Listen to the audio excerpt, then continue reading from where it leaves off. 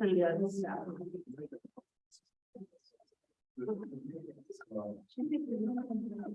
it's not like. Down. Wait, turn on. Oh, yeah.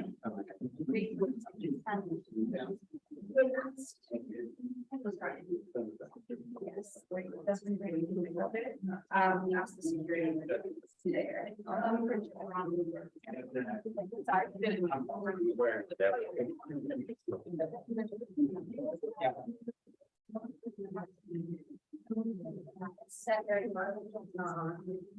Students here. All participants, all right.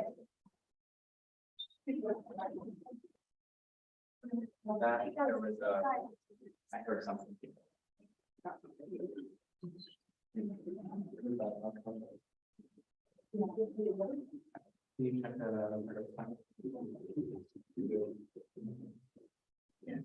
Yeah, the host is. Okay,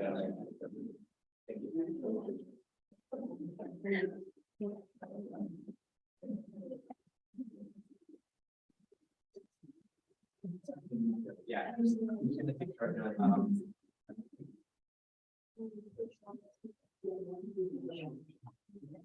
That's the numbers, but the way we did the orders, we did that just like it's in on it. And then next time, we look at the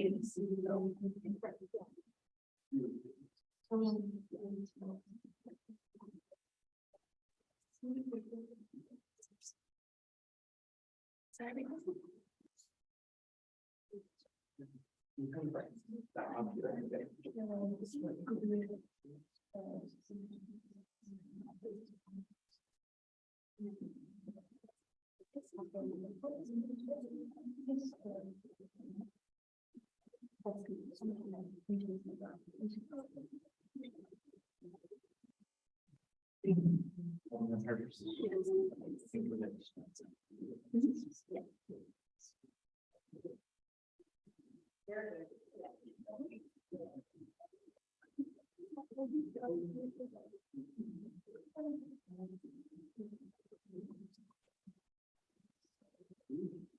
All right.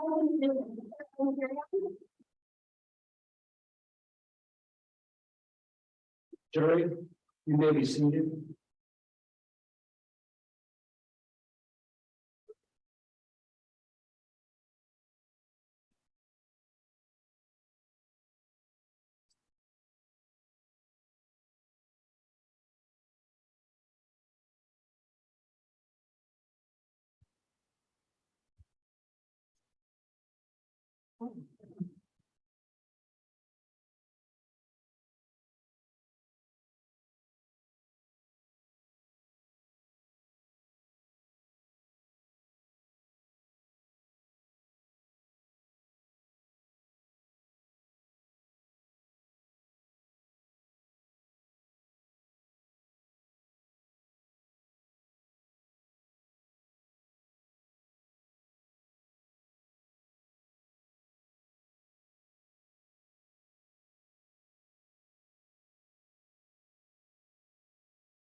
Ladies and gentlemen, the jury, is everybody seated and comfortable?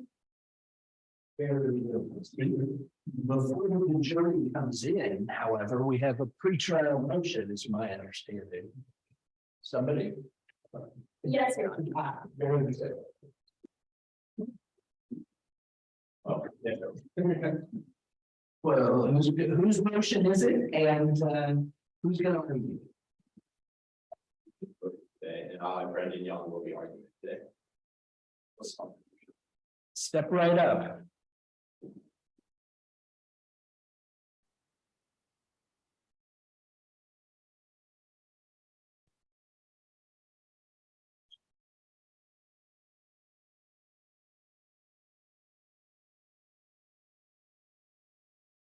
Proceed. May it please the court. Today, the prosecution moves in limine to enter exhibit 20 and 21, which is an emergency phone call and transcript of the phone call into evidence. The caller, Barry Garmo, is not today dead and cannot testify in court today. Today, I'll go over two reasons why this is admissible. First is that it does not conflict with the confrontation clause under the Sixth Amendment. And second is, it does not conflict with hearsay under Rule 803 and 805. Crawford v. Washington was a case in 2004 that first reestablished the importance of the confrontation clause. That is, the right to confront with witnesses. This is so that it can exclude testimonial evidence that can't be validated through cross-examination. However, in Davis, it further elaborated with the difference between testimonial evidence and non-testimonial evidence. In Davis, the facts of the case were that it was a phone call, 911 phone call between Davis's wife who was being domestically abused by Davis and calling 911 for help. In that situation, the court deemed that the whole transcript and phone call was admissible because it was non-testimonial for two key reasons. First is that at the time of the phone call, Davis's wife was in a state of emergency. That means, But just 1 second, so that the test I have to apply is whether the entire call is testimonial, or can I go piece by piece? well, in today's case, under special instruction 10, the exhibit has to be entered in its entirety or it's all or nothing. And therefore, I guess my question isn't about today's case. I think that goes to the hearsay place, but with respect to the confrontation clause, are there any cases that split the proposed evidence into parts? yes, Your Honor, in Davis, it is elaborated that in situations where the ongoing emergency has de-escalated or escalated into a different purpose, therefore the testimonial and non-testimonial statements can be separated and redacted. However, in today's case, the whole transcript is non-testimonial because of the standard laid in Davis, which is one, the state of emergency. In today's case, there was a ballistic missile threat, which was the state of emergency. The caller, Barry Gama, believed that as long as the perpetrator is still out there, the emergency is still ongoing because it can repeat and repeat again. The second condition laid in Davis is the purpose of intent of the statements, in which case, in today's case, the purpose of the call is to address the ongoing emergency, that is to address the ballistic missile threat. In Bryant, it further elaborated the conditions to help determine whether or not something. My understanding of the transcript is by the end of the transcript, the threat is over and the caller knows that the threat has ended. What do I do about that part? Well, we make the argument that the emergency has not ended to the perception of Barry Gama, the caller today. In Bryant, Justice Sotomayor stated that we must take the objective perception of the parties at the time without the benefit of hindsight. In today's case, the caller, Barry Gama, was suffering from extreme duress from the situation. In his first line in the transcript, Would that be objective or subjective? How the caller saw it? it is objective to a reasonable person seeing the situation without the benefit. I see. Thank you. And in today's case, Barry Gama was suffering from huge distress from the emergency. Stated in the very first line of the call, he said, "I am freaking out." And further supported by the inaudible chatters and duress that he was in the whole situation, which further proves that the whole situation was an ongoing emergency. Furthermore, Bryant outlined three key things to determine whether or not a situation is an emergency or not. The three things are the scope, the danger, and the informality of the situation. In Bryant, I'm sorry. Go. scope, danger, and the informality of the situation. Thank you. In Bryant, the scope of the situation was a small local town.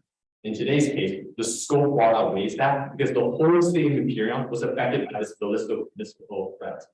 The danger of Bryant was an active shooter, one active shooter. However, in today's case, it also outweighs that because the whole danger of it is the danger of a ballistic missile threat. And finally, the informality of the situation, which further shows the nature of the statements. In Bryant, the informality of the situation shows that the purpose of the questions are meant for the purpose of criminal prosecution, rather to address the purpose. That is similar to today's case, as the hotline operator was asking questions to find out more facts and evidence, facts about the situation in order to address the situation. And that is why, for those reasons, the whole transcript and call are non-testimonial. Now, the reason why the evidence is not doesn't fall under hearsay is because three key exceptions in Rule 803, 1, 2, and 6. The first one under Rule 803.1 is the existing mental state. At the time, the caller states that he is freaking out in the first line. He doesn't know what to do. He turns to the hotline as the only place where he knew to go. That further shows that on the second exception that he was in an excited state. The excited state was caused by the ballistic missile threat. And because of that, through the whole call, he was in an excited state. The whole call is an excited utterance. Yes, Your Honor. Because during that whole time, he was in an excited state. Okay. Caused by the ballistic missile threat. Furthermore, Barry Baltimore also read IT logs, which are regularly conducted business activities under Rule 806. Those business records where IT logs are automatically kept and regularly conducted throughout the whole company's network history. Furthermore, the statements that Barry Baltimore repeated during or about Joe Tierney's statement that he said in the call do not conflict with hearsay under Rule 801D2, party opponent statement. Today, Joe Tierney is the party opponent in today's case, and therefore any statements made by him aren't considered hearsay. Furthermore, in the Bryant case, even though that a total I guess, sir, I'm trying to figure out the relationship between the confrontation clause question and the hearsay question. yeah, How do I decide those separately, or does the hearsay answer inform my confrontation clause analysis? there are two separate pieces of it. So I could rule that in your favor with respect to the confrontation clause, but still exclude with respect to the hearsay? Yeah, Your Honor. And even though an elapsed time has passed from the initial emergency in today's case, an hour and 4 minutes have passed since the retracted alert message was sent out, in Bryant, Covington was shot and still making statements 30 minutes past when his initial danger. Even though he wasn't in imminent danger, Justice Sotomayor continued, you must take the objective perception of Covington at the time. In this case, you must take the objective perception of the caller, what he was feeling. He just thought that his life was going to end and was in danger. He would have thought that the ongoing emergency was still continuing because he thought that he found out who caused the whole emergency. And as long as he is out, nobody is safe. And for those reasons, the prosecution respectively request exhibit 20 and 21 to be entered into evidence. Thank you. Thank you, Your Honor. Who speaks for the defendant? Good afternoon, Your Honor. My name is Jenna Ahuja, and I'll be responding to the government's motion in limine.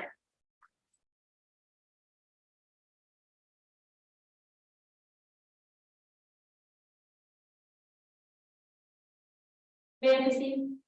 1 second. Of course, Your Honor.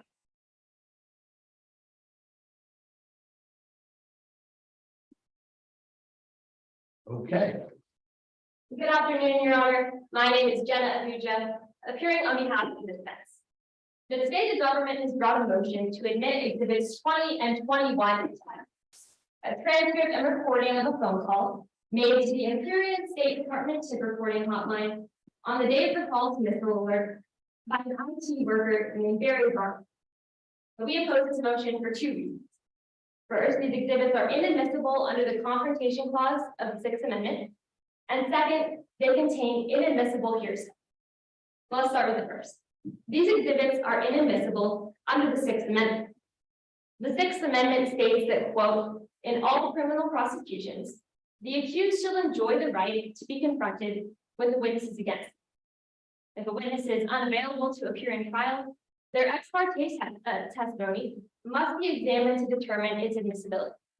The method of determining whether certain ex parte testimony is admissible is provided to us in the case of Davis v. Washington, where the court held that statements become inadmissible testimony when, quote, the circumstances objectively indicate that there is no such ongoing emergency, and that the primary purpose of the interrogation is to establish or prove past events potentially relevant in later criminal prosecution. So, as I understand the facts as related to me by your colleague from the United States, the caller called and said he was freaking out and he was calling in a time of crisis. If that's true, doesn't that mean it wasn't a testimonial call, and that mean that it would be admissible under the Confrontation Clause? Well, Your Honor, the facts that the United States provided to you are not entirely correct. The false missile alert had been sent out over an hour ago, so Barry Garmo at this time knew that there was no ongoing emergency. There was no missile inbound to him. There was no ongoing threat. Second of all, even if he began this call by freaking out and seemed to be panicking, Your Honor, they are seeking to admit this entire exhibit into evidence, which means that he must be freaking out the entire time. And I'll show later in my argument that he was. I asked your colleague the same question. I don't understand how I'm supposed to determine if all or nothing. The rule that you just stated sounds like if he is not freaking out for any of it, that it's out. Is that the rule? Yes, Your Honor, that's correct. Why is that the rule? Because the government is seeking to admit the entirety of exhibits 20 and 21 into evidence. And we cannot, if we were to admit even partially, statements that are partially inadmissible under the Sixth Amendment, that violates my client's constitutional rights. Therefore, the entire exhibit must be admissible under the Sixth Amendment, and the entire exhibit must not contain inadmissible hearsay. Does that answer your question? Yes. Now I'll address the Davis standard in two parts. First, whether there was an ongoing emergency, and second, the intent of the interrogation. First, at the time Barry Garmo made this call, there was no ongoing emergency. Like I said before, at the time he made this call, a second alert had been sent out that informed the population that there was no missile inbound. There was no emergency for Mr. Do we have to take it as a fact that there was no emergency after the second alert says there is none? We know the first alert was wrong. How do we know the second one wasn't wrong? Yes, Your Honor, we also have to look at the information the parties knew at the time to determine whether it's an ongoing emergency. And when we look at Barry Garmo, we see that he knows that this is a false alert because he's actually calling this hotline to report who did it. So he knows that there's no missile inbound because he's actually accusing my client of sending the alert. Does that answer your question? Yes, thank you. When Barry Garmo made this call, he was looking through records that he had clearly taken time to find, access, and scour for evidence. As for the perspective of the State Department operator, at no point does Barry Garmo ever articulate to him that there's an ongoing emergency or describe any particular threat. So even if Your Honor were to hold that there were other repercussions from the emergency happening in Imperial, the operator had no reason to believe that the circumstances of this particular call related to an ongoing emergency. Second, we must look at the intent of the interrogation.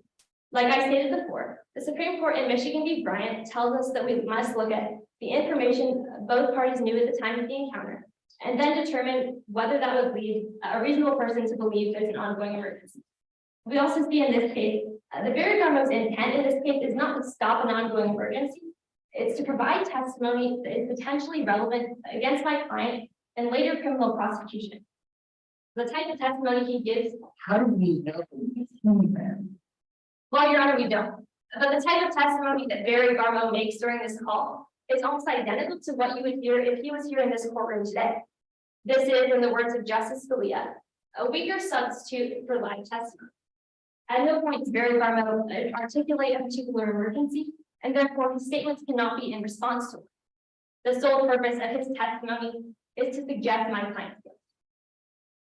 Even if Your Honor were to hold that at the beginning of this call, Barry Garmo attempted to alert the operator of an emergency and seemed to be freaking out, the Supreme Court in Michigan v. Bryant held that a conversation that begins as an interrogation to enable the need for emergency assistance can evolve into testimonial statements once that purpose has been achieved. Your Honor, even if Barry Garmo began this call, like opposing counsel said, by saying, "I'm freaking out," or attempting to inform the operator of an emergency, he then spiraled into testifying about past events from even months ago. He ends his call not by asking to prevent an attack, but by asking for my client to be audited. Certainly not an emergency response. Second, these exhibits contain inadmissible hearsay. And I'd like to address 3 points my opposing counsel made. They argued that this falls under the exception of state of mind, excited utterance, and record of a regularly conducted activity. Before you get into the hearsay objection, I want to make sure I understand the relationship between the confrontation clause piece and the hearsay piece. If I decide in your favor on the confrontation clause, do I reach the hearsay question? Your Honor, you must decide in the government's favor for both to grant their motion. Because it's an issue of admitting these exhibits into evidence, so we must prove that first, they're constitutionally admissible in the trial, and second, that they can be admitted into evidence, which is where the hearsay argument comes in. Thank you. Your Honor, I see my time is expiring. May I briefly conclude? Please. So the opposing counsel has laid no foundation for these exhibits to fall under any of the exceptions that they made. Barry Garmo is not showing an existing state of mind or mental condition. He's not making statements in relation. I guess I don't understand that. I mean, if he's freaking out, don't we have some idea of his mental state? Yes, Your Honor, while that statement itself might fall under the exception of state of mind, Barry Garmo makes statements at the end of this call where he's testifying about things that my client did from months ago. There's no way that those statements relate to Barry Garmo's own state of mind. Thank you. Would you like me to proceed or would you like me to finish? Oh, I thought that was a conclusion. Please, take one more minute and Yes, Your Honor. wrap that up. Second, these do not fall under excited utterance as there's no startling event or condition. The emergency alert had been sent out over an hour ago. So there's no reason that Barry Garmo would be speaking under the stress of it. And third, for these to be a record of a regularly conducted activity, there must be testimony by a custodian to prove 4 factors. And Your Honor, opposing counsel hasn't provided a custodian. So for these reasons, we respectfully request that you deny the government's motion and exclude these exhibits from trial today. Thank you. Thank you.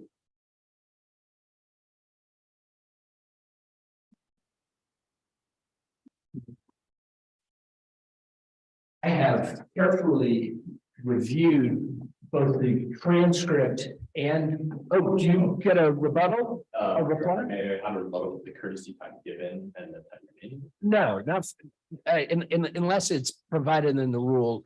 I gave her the additional time because I had interrupted her. But I'm ruling. Okay. I have, as I said, carefully reviewed both. Your Honor, I hate to interrupt, but per Imperion rules of procedure, he does get the additional time if courtesy time was granted for rebuttal. So he does get a very brief moment of time. I apologize. I think you're out of order, sir.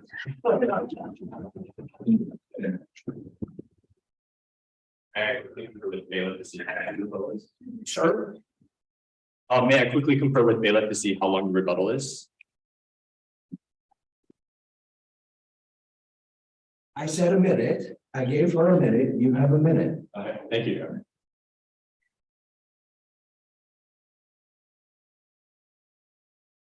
Your Honor, opposing counsel referenced Scalia's statement about how this is a weaker substitution for testimony.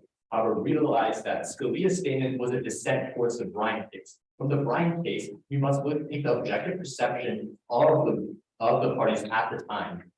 However, with the specific instruction without the benefit of hindsight. Today, opposing counsel is using the benefit of hindsight. They use the hindsight that there was no second attack and that there was a retraction on the original alert. However, if you look from the objective perspective of Barry Garmo at the time when he was making the call, Do we know what he knew about the retraction?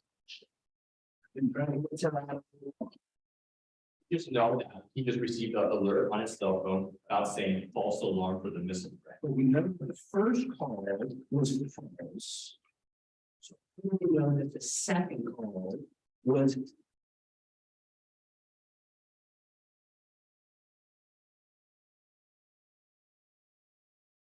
Oh, we are not giving anybody any extra time. I want to know the answer to my question. Yeah, that goes to show how dire the situation was with the respect of Barry Garmo. He didn't know if that second statement was true or not, and the situation wouldn't end until the perpetrator was caught. Thank you, sir.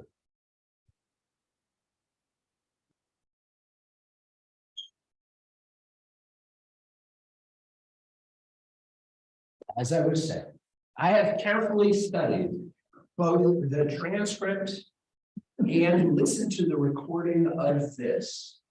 It seems to me that this is testimonial evidence and it will not come in, it violates the confrontation clause.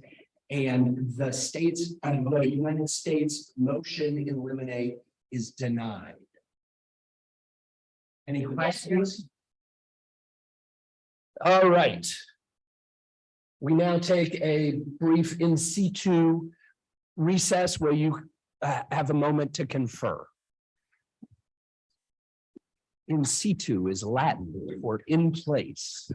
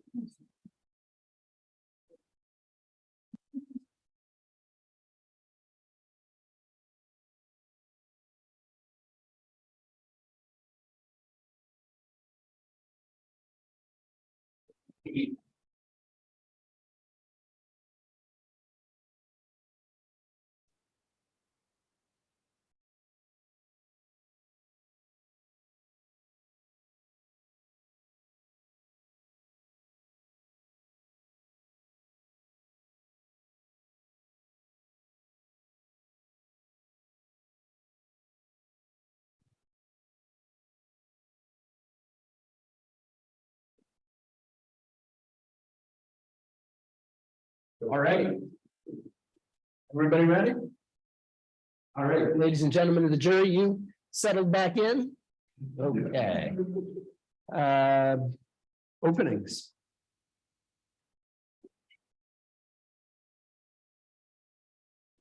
Your Honor, maybe before we begin openings, maybe cover some preliminary matters. Oh, very good. I was not aware that there were preliminary matters and I've got one too. Let me say, I have a rule, which is unless you are asked to state a grounds for an objection, don't state them until you have been invited by the court to do so. I considered it a matter of decorum for you to start yelling at me and talking to me, so we don't do that. You object, and then if I need your help, I will ask for it. Thank you. And you have other preliminary housekeeping matters? Yes, Your Honor. First off, the prosecution requests that the stipulations are entered into evidence. So if, without objection? No objections, Your Honor. So We request permission to move without the well. granted. Third is for the interest of time, we may consider all witnesses sworn in. Granted. And we request that all witnesses today are constructively sequestered with the exception of expert witnesses and party representatives. Constructively sequestered. All right, I'm not sure what that means. And does the defense have any objection to that rule? Yes, Your Honor, under Rule 615, only the party representatives may be constructively sequestered. In this case, it would be the defendant, Joe Tierney, and I believe Carrie Rose Smith.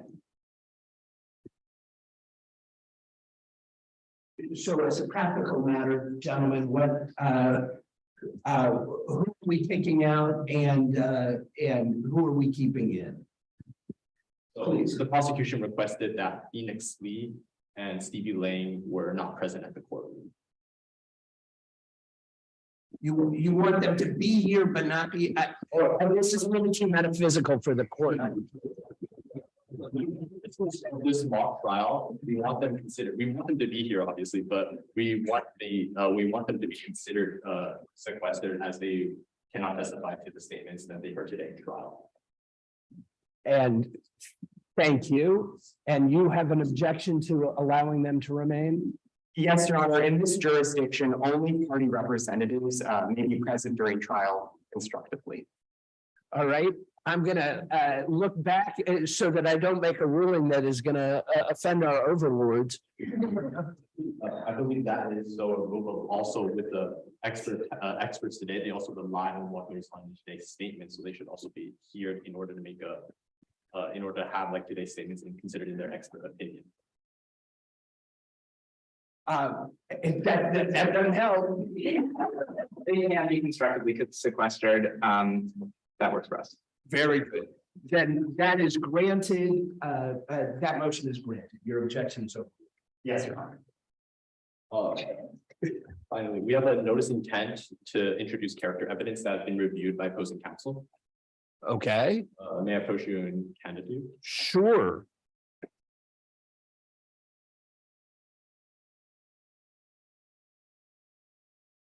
Thank you, sir.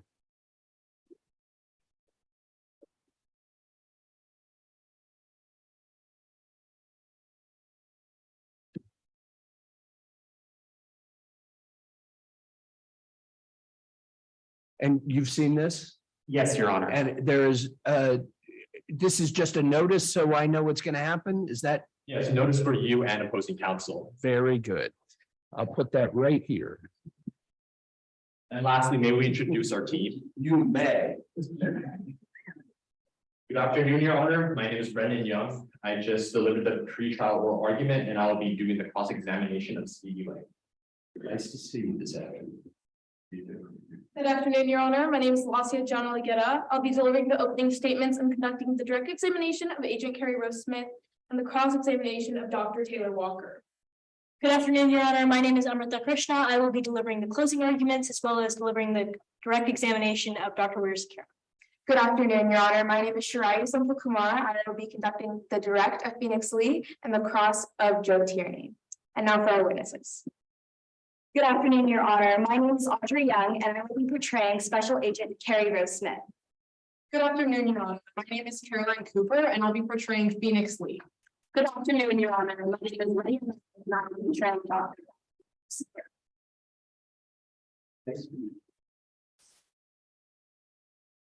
You want to go next? Let's move on. Your Honor. Good afternoon, Your Honor. My name is Thomas Staub, counsel for the defendant in the case of the United States versus Joe Tierney. May my co-counsel please introduce themselves? Good afternoon, Your Honor. Ashley Tucker for the defense. Good afternoon, Your Honor. John Williamson for the defense. Good afternoon, Your Honor. Jenna Ahuja for the defense. Afternoon. Any witnesses? We can introduce those if Your Honor wishes. Okay. Or anything else preliminarily? No, Your Honor, the defense is ready to proceed. Very well.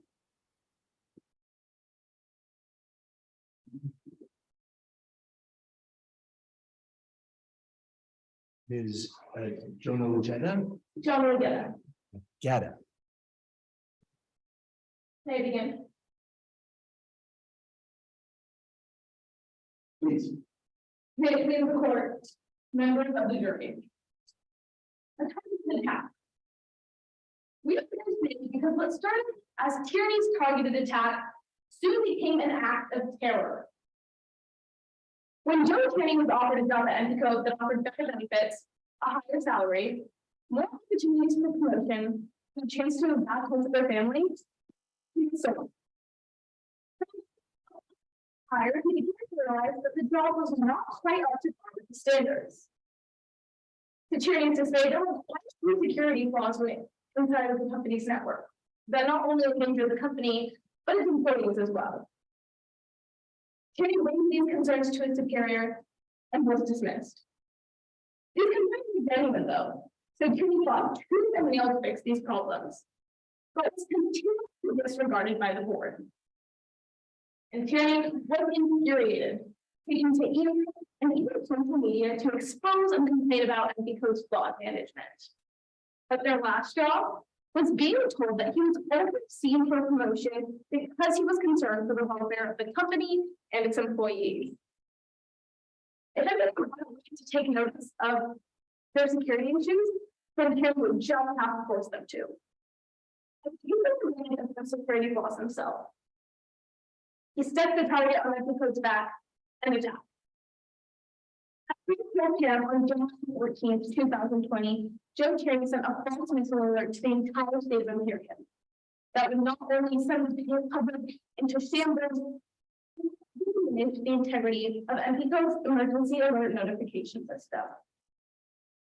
People called their loved ones land. And all of the alert was false. Tierney's targeted attacks became an act of terror. These are the most necessary, and through each of the testimonies you'll learn that Tierney is the perpetrator in this case. From the prosecution, you'll be hearing the facts of the case, but from the defense, you'll be hearing the opinions. You're going to hear from Agent Carrie Rose Smith. She was involved in the investigative process and to discuss how and why we came to each of her conclusions. Furthermore, she'll discuss her implications and the information presented to Tierney following the arrest.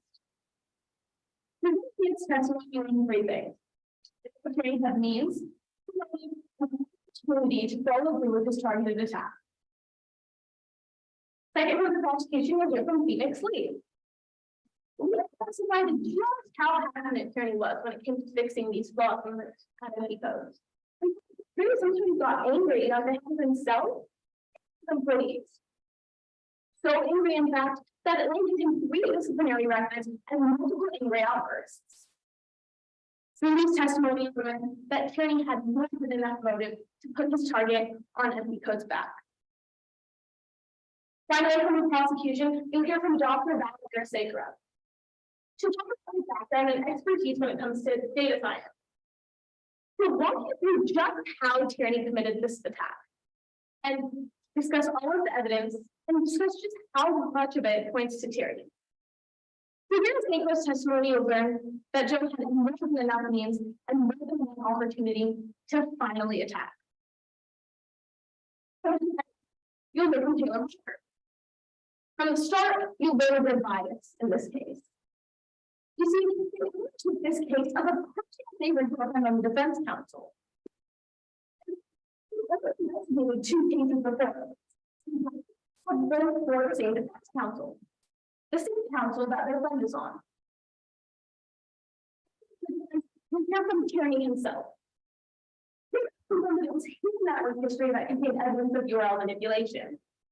The exact same type of hacking that was used in this targeted attack. More than what you've ever learned from the prosecution.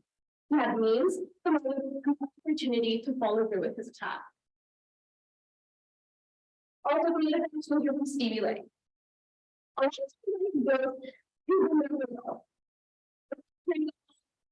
Tierney got hired, before Tierney was turned down for promotion, and after. Mental state and attitude throughout that time. But what's more, you know, really the bias in this case, having been a long time and having friends, I have a close relationship with him. And he is being charged on 2 counts.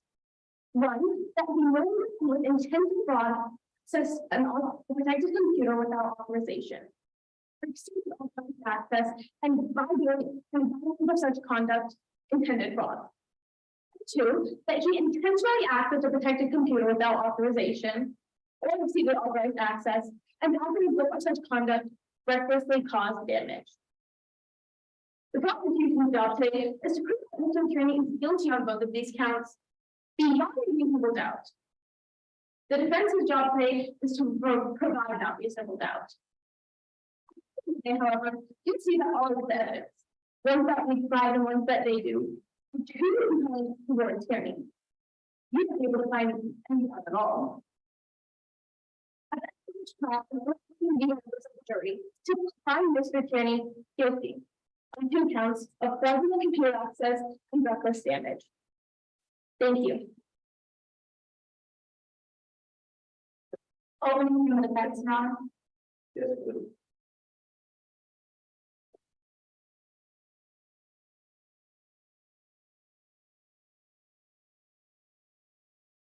He was right.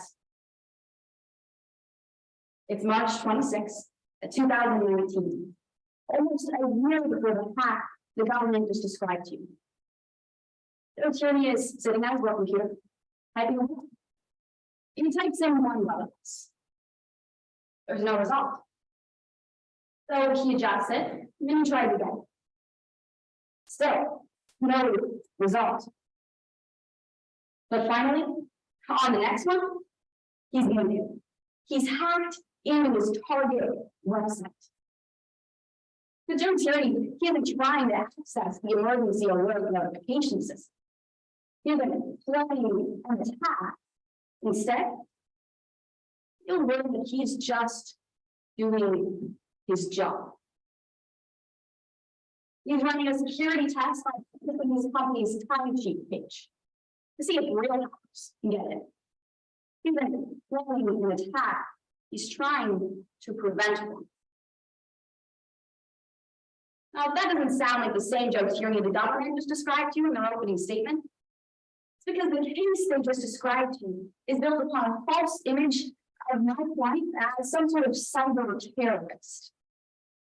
Ladies and gentlemen of the jury, we're here today because my client's predictions, they're now seen as confessions.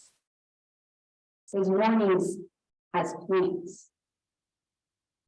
That's because my client predicted the company would be hacked into one day. He doesn't prove his guilt. It just means that he was right. We don't have the burden of proof today. Burden is on the government to prove the only reason for that my client, the only person in the company who was consistently trying to keep ethical safe from a hack, he was actually the hacker. And that's a burden that was failed to me for two reasons. First, my client's only plan was prevention. And second, anyone could have committed this hack. So first, today you'll hear the only plans my client made were plans to prevent a hack, not to execute one. You'll hear from Stevie Langdon, a co-worker of my client. She'll tell you how my client consistently tried to keep the company safe from a hack. How she was so concerned for company safety that he refused to enter passwords in public places where they could be stolen. Then you'll hear from my client himself. He'll tell you how he tried to inform the company of security risks he had discovered. How he tried so hard to prevent a hack, just like the one in this case. You don't have to just take my client's word for it. Today you'll hear from two experts in this case, both of which will agree my client was right, and the code was a massive security risk. Professor Taylor Walker will take the stand today. She'll explain to you how a hack, like the one in this case, is among the most basic hacks a person can commit. How any novice hacker from outside of the company could have done it. The problem with the government's case, it started and ended inside of the company. As the government presents their case to you today, I want you to listen closely, members of the jury. You'll hear that all of the evidence they believe suggests my client is responsible for the crime. It's just evidence that he had a concern for security. All of the evidence they believe suggests my client was preparing for a crime. It's just evidence he was trying to prevent one. Members of the jury, just because my client's fears came true, doesn't prove his guilt. Just proves that he was right. Thank you, Graham. Thank you.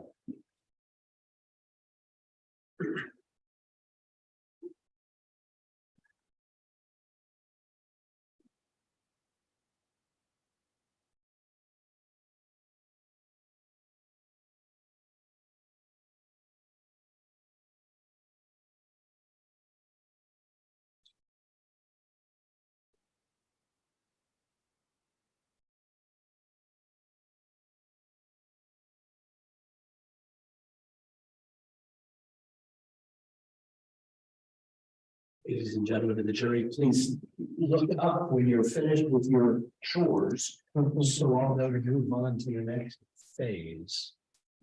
Everybody ready? We invite the prosecution to call in first witness. Yes, Your Honor, prosecution calls Special Agent Carrie Rose Smith to the stand.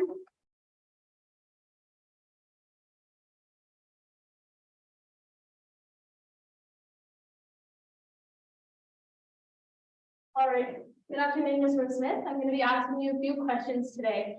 If you could state your name and spell your last for the record. My name is Carrie Rose Smith. That is ROSE-SMITH.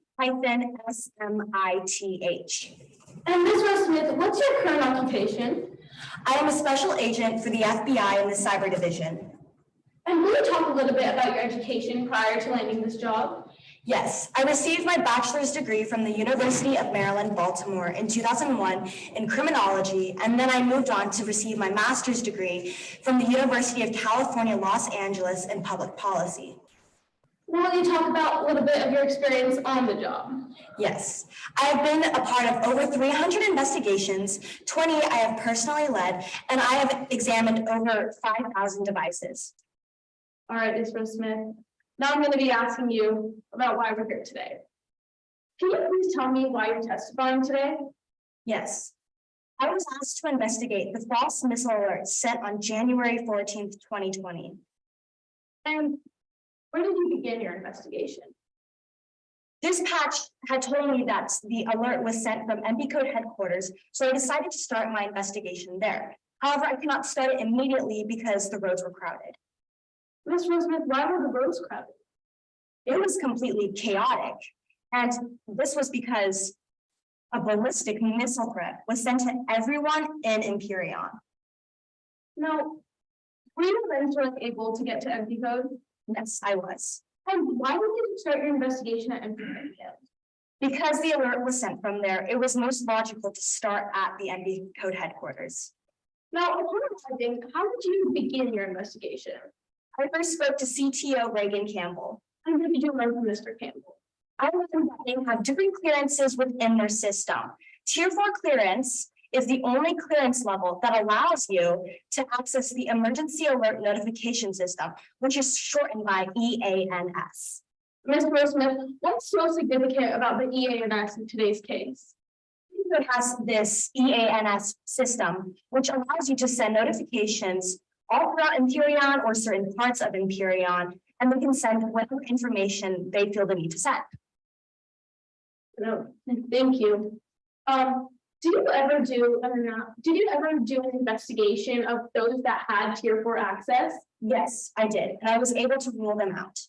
Very, very briefly for the court, will you please determine your ruling in eliminating them as suspects? Yes, I was able to eliminate them because everyone had provided me either a network alibi or a personal alibi. What's your initial conclusion about today's perpetrator? My initial conclusion was that the perpetrator had to have had unauthorized access to enter this emergency alert notification system. Thank you. Now, Mr. Smith, did you ever analyze MB Code's network on its own? Yes, I did. And will you talk a little bit about your findings in doing so? Yes, I have 3 findings. The first one was that the system was completely outdated. It was over 20 years old. Second of all, there was a lack of security measures to protect confidential information. And lastly, the most shocking thing to me was the fact that anyone could gain unwanted entry into the system through a process known as URL hacking. Can you please explain what URL hacking is to the court? Yes. The URL is a combination of letters, numbers, and symbols that are assigned to a link within a page. If you were able to correctly manipulate these numbers, letters, and symbols within the URL, you were able to gain access to different pages that you might originally not have access to. Objection, Your Honor. She's already answered. Sorry, Your Honor. Would you like me to state my grounds of the objection? Well, I'm suggesting that it's too late. Overruled. Yes, Your Honor. All right, Ms. Rose Smith, did you speak to a man named Barry Carmo? Yes, I did. And how did he help you at this point in your investigation? He created a personal account for me to experiment with MB code system. Can you talk a little bit about what that account did for you? Yes, as I was experimenting it, I was trying out URL manipulation, and I found very distinct patterns within the URLs of MB code system. Ms. Rose Smith, were you able to access pages that you are not supposed to be able to access? Yes, But were you able to access the EANS? no, I was not able to. Now, what did that lead you to conclude once more about this perpetrator? This led me to conclude the fact that the person with unauthorized access also had to be intimately familiar with the system. Now, Ms. Rose Smith, after concluding this about MB Code's network, where did you refocus your investigation in terms of suspects? I decided to focus on company personnel. And how did you do so? I interviewed multiple employees within MB Code, and one name that I heard a lot was Joe Tierney. Now, what did you learn about Mr. Objection, Your Honor. What's the basis for that? Hearsay, Your Honor. So, once the jury's already heard the answer, it is too late for me to correct a hearsay objection. So I'm going to ask the witness to take your time, but we need to get those objections in before. Yes, Your Honor. So that is open. Now, Ms. Rose Smith, did you investigate Mr. Tierney? I did. And how did you go about doing that?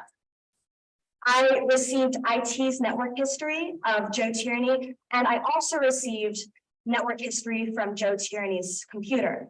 Now, what was the difference between IT's computer history and Joe's network history? It would practically be the same because when Joe Tierney types in a URL into their computer, it would be automated to save into IT's page as well. Now, how many years of network history were you provided with prior to this investigation? I was provided 3 years of network history. And was that for every employee at MB Code? Yes. And on these 3 years of evidence, what did you, plaintiff, and defense counsel deem relevant in today's investigation? Joe Tierney's network history. Ms. Rose Smith, would you like copies of these network history if I were to show them to you today? Yes, I would.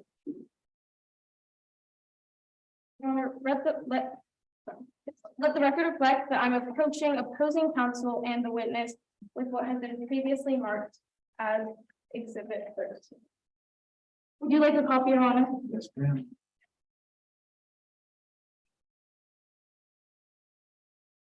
If you have one. I have one. And then Exhibit 12. Thanks.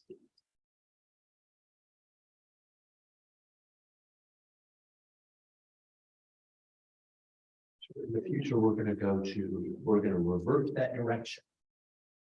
And I'm going to ask you to show it to opposing counsel, or you show it. Perfect. All right, and then a copy of Exhibit 12 from my throat. I'm going to ask you just. They received the copy. I'm so sorry. Now,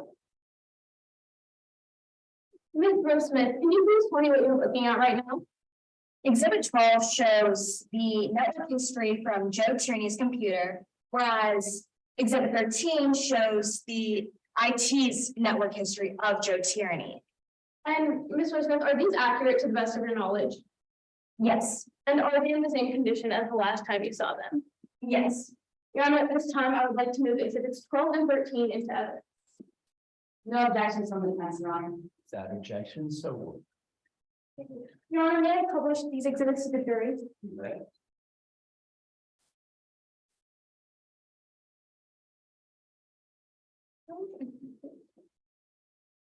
All right, Ms. Rose Smith, very briefly, will you please tell me, at your initial glance, what are some discrepancies that you're seeing between these two? Well, on Exhibit 12 showing Joe Tierney's computer network history, there are fewer URLs than on IT's page of Joe Tierney's network history. And on Joe Tierney's, we are able to see multiple accounts of URL manipulation. Thank you. Now, will you please tell me what it says on January on IT's copy of Joe Tierney's network history, will you please read me what it says on January 14th, 2020? It says. It says cache cleared, no saved history. And what does this indicate to you, Ms. Roseman? This indicates to me that on January 14th, 2020, the day of the attack, all of the network history was cleared from that day on. Therefore, it had to be removed somehow. Ms. Roseman, will you please look at the timestamp where the cache was cleared? It reads 3:43 p.m. And will you remind me at what time the emergency threat was sent?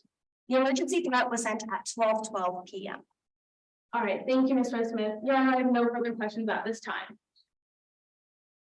Thank you. Is there class examination? Yes, Your Honor. May I proceed, Your Honor? Afternoon, Agent. Good afternoon. I want to start by talking about your investigation of my client. On direct examination, you mentioned finding evidence that my client had URL hacked. Yes, You found this by looking at my client's internet history. yes, I did. I want to be clear about something here, Agent. You never found any internet history that shows my client access the emergency alert notification system, did you? No, I never saw any evidence of him previously accessing the emergency alert notification system. You never found any evidence from the client's internet history that he accessed the emergency alert system on January 14th, did you? No, I did not. On that day, it read cache cleared on the network history. Detective, the URL hacking you did find, it wasn't from January 14th. No, it was not. It was actually from March of 2019. Yes, the URL hacking was shown in March. Agent, that's almost a year before the hack, isn't that true?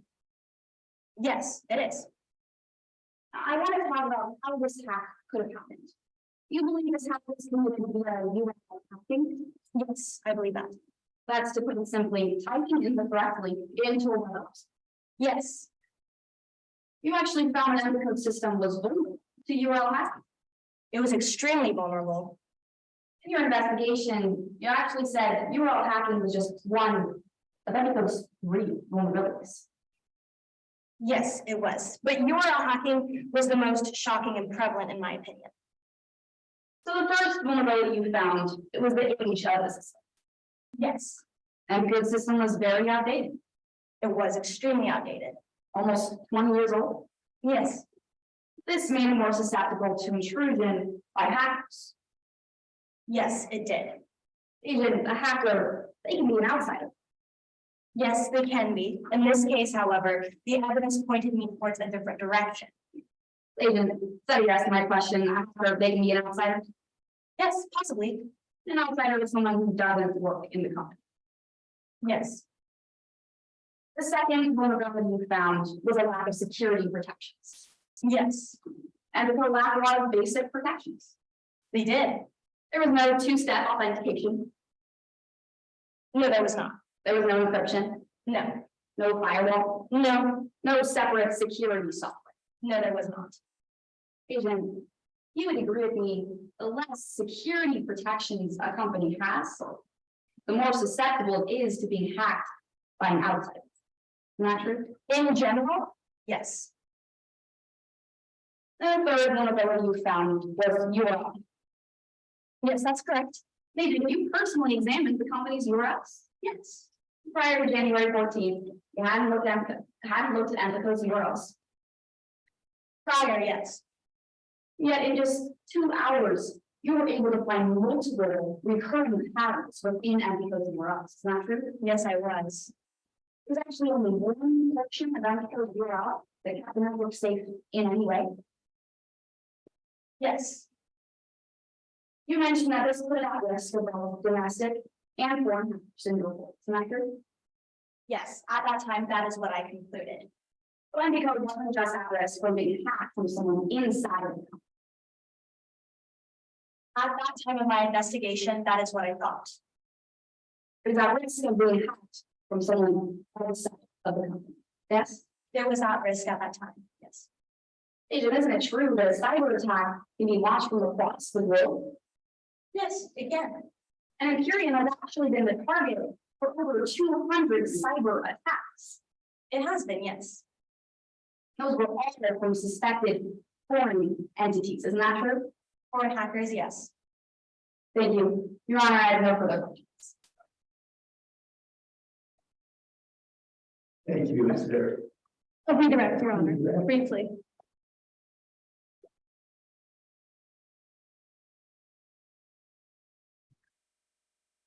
Ms. Rose Smith, in your previous investigations, are there any patterns or consistencies that you've seen when it comes to crimes perpetrated by traditional cyber criminals?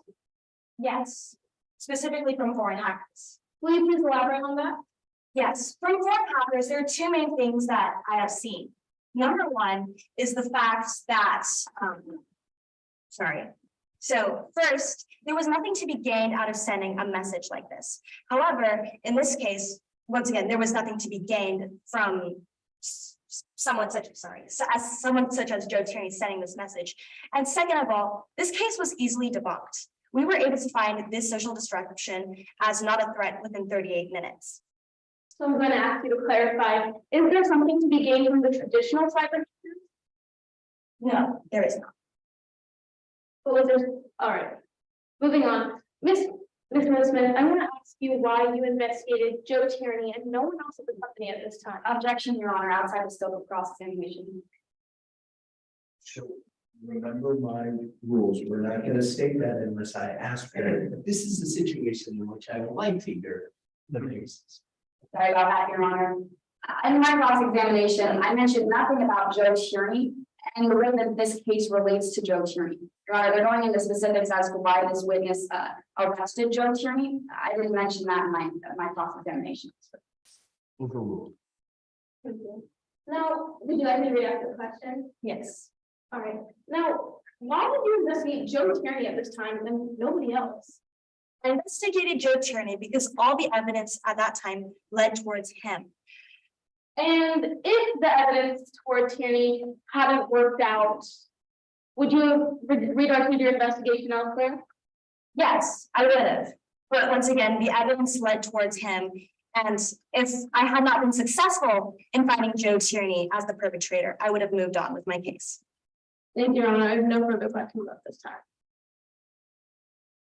No recross, Your Honor. Then we will excuse the witness. With our thanks.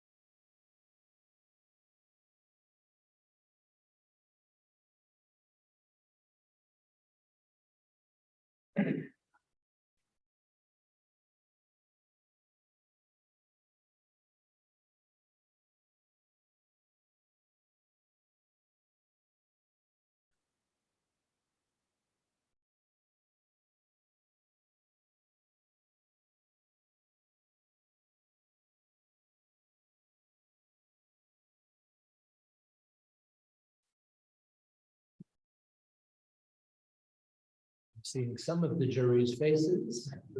Thank you. You may call your next witness. Yes, Your Honor. The prosecution calls Phoenix Lee to the stand.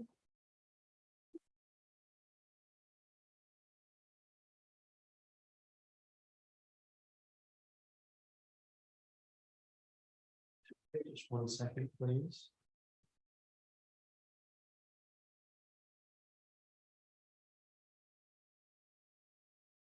Ms. Lee. Good afternoon, Ms. Lee. Please state your name and spell the last name. My name is Phoenix Lee. That's Lee spelled L-E-E.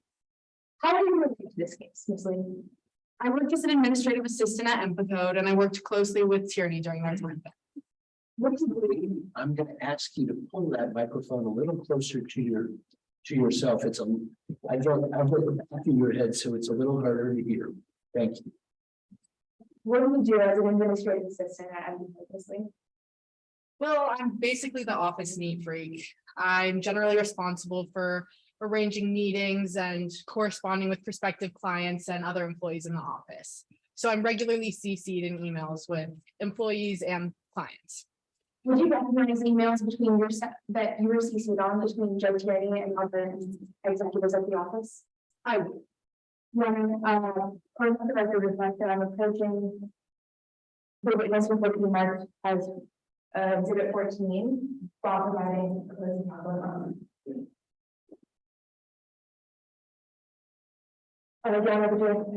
Sure. It's nice to play along. You recognize this, Ms. Lee? Yes, I do. What is it? These are email correspondences between Joe Tierney and other employees at Epic. Are they in the same condition as when we previously saw them? Yes, it looks like they are. And do these regularly get recorded in the company servers? Yes, they do. Your Honor, at this time, I move to admit exhibit 14 in evidence. Objection, Your Honor. And what's the basis for your objection? Hearsay, Your Honor, under Rule 802. Is there specific parts of these that you find to be hearsay? Well, Your Honor, for right now, I'm objecting to all of it. Well, then that is a rule. Yes, Your Honor.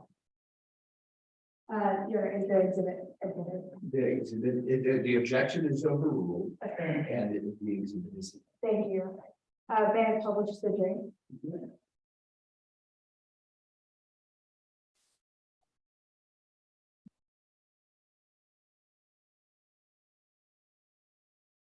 Ms. Lee, I would like to direct you to the second thread of email, marked 14B.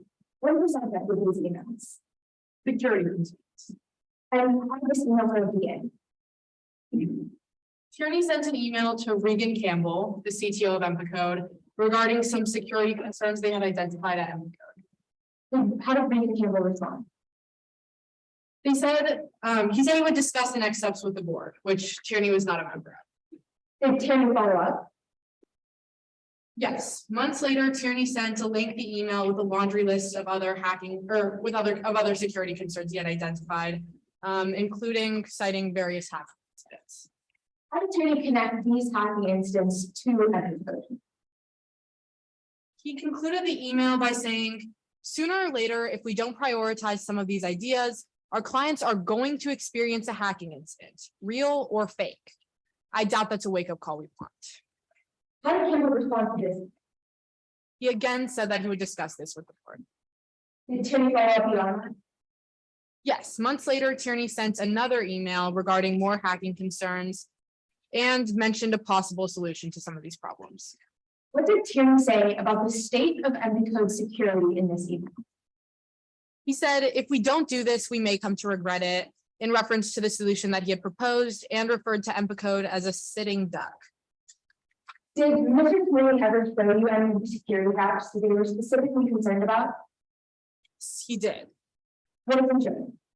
He showed me a way of accessing employee homepages that were password protected without ever having to enter a username or password.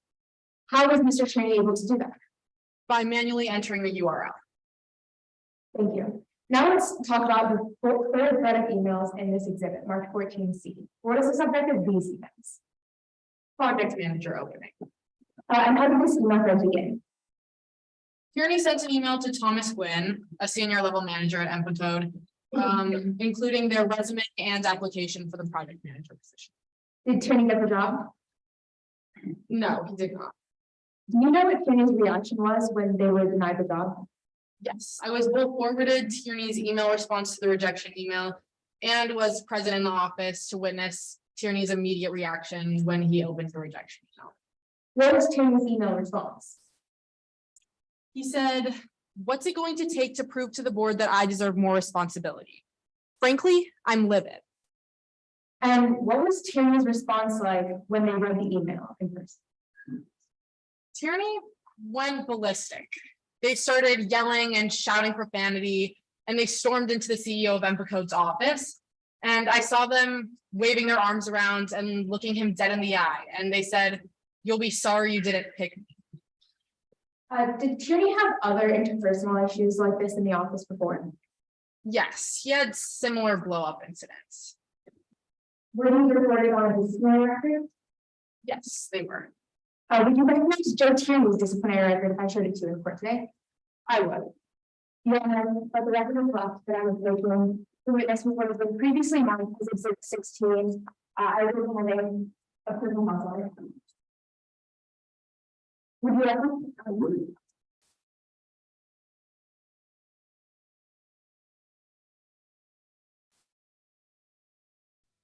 Do you recognize this easily? Yes, I do. What is it?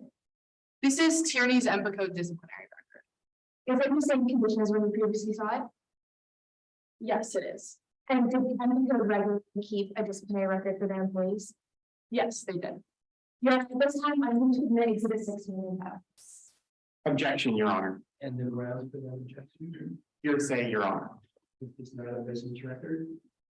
Your Honor, are you referring to exception 803.6? Yes, Your Honor, under this exception, it actually doesn't specify whether the exhibit has to be a business record. So, Your Honor, and they also provide a few files for this exhibit to be met under that rule. It doesn't fall under this exception because it doesn't meet all of the prongs. What's it missing? Yes, Your Honor. Under prong A, it says the record was made at or near the time by or from information transmitted by someone with knowledge. We haven't heard the foundation that this witness knew that these offenses were made at or the record was made at or near the time of the offenses. Okay. What else you got? That's it? Yes, Your Honor. And in the United States, Yes, Your Honor. it's your response. Ms. Lee has testified that MPO regularly kept a disciplinary record, whether that be employed by HR. However, all of these incidents happened either relating to MPO or MPO. So they would be made, the courts would be taken down and the report would be filed by people who have knowledge of today's events.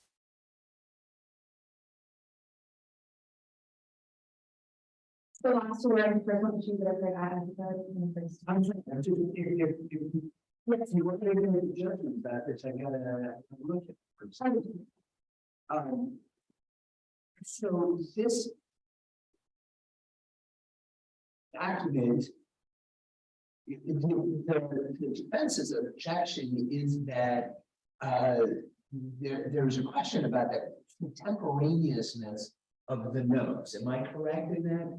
And as I review the document, it seems to have dates of infractions. I'm going to allow this, the admission of this document, but I'm going to ask you to be sure to tie in the dates in your examination. Yes, Your Honor. May I publish to the jury? You may.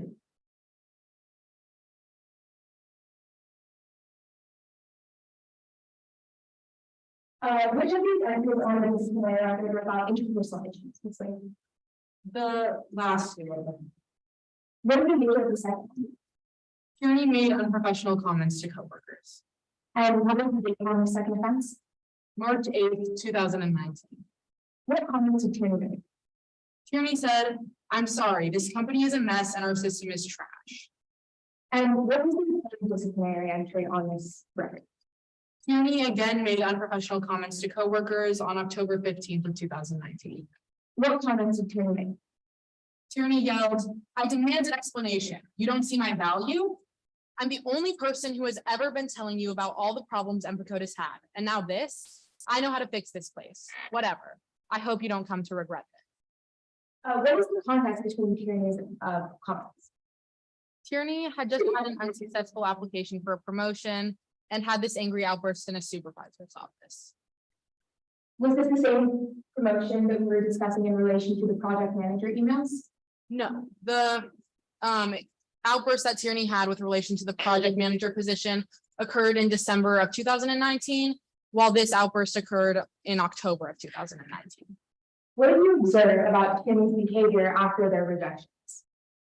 After Tierney was rejected from the project manager position, he became a lot less social and talkative, and he would mostly just stay in his cubicle all day and wouldn't even leave to get lunch. Thank you, Ms. Lee. Now let's take a look at January 14th, 2020. Were you in the office that morning? I was, but I left early, a little before 10 a.m. because I had a dentist appointment. Did you see Joe in the office while you were there? I did, and he seemed happier than usual. After you left the office, did you have any reason to believe that Joe had also left the office? Yes, around noon, which was shortly before the missile threat was sent out, I received a notification on the Find My Friends app on my phone, which notified me that Tierney was a few blocks away, which indicated to me that Tierney was away from the office. Where were you when the missile went? I was at my dentist's office. What did you observe immediately after the missile went? I saw people around me rushing to shelter. People were abandoning their cars in the middle of the road. Kids were crying. People were experiencing panic attacks. It was terrible. Objection, Your Honor. Speculation, Your Honor. Yes, Your Honor. I asked the witness what she observed immediately after the missile alert, so she was not speculating. Yes, Your Honor. Thank you. Again, Ms. Green, what did you observe immediately after the missile? Everyone was frantically rushing to shelter. I saw cars being abandoned in the streets. People were crying and experiencing panic attacks, and it was just a really terrifying experience. Ms. Lee, I understand that this might be difficult for you, but how did the missile alert affect you? I immediately went into a state of shock, just full panic mode. My hands were shaking, my heart was racing, and I could barely pick up the phone to call my family. I mean, what do you even say when you think you're gonna die? Thank you, Ms. Lee. No further questions at this time, Your Honor. Thank you. Right. Yes, Your Honor.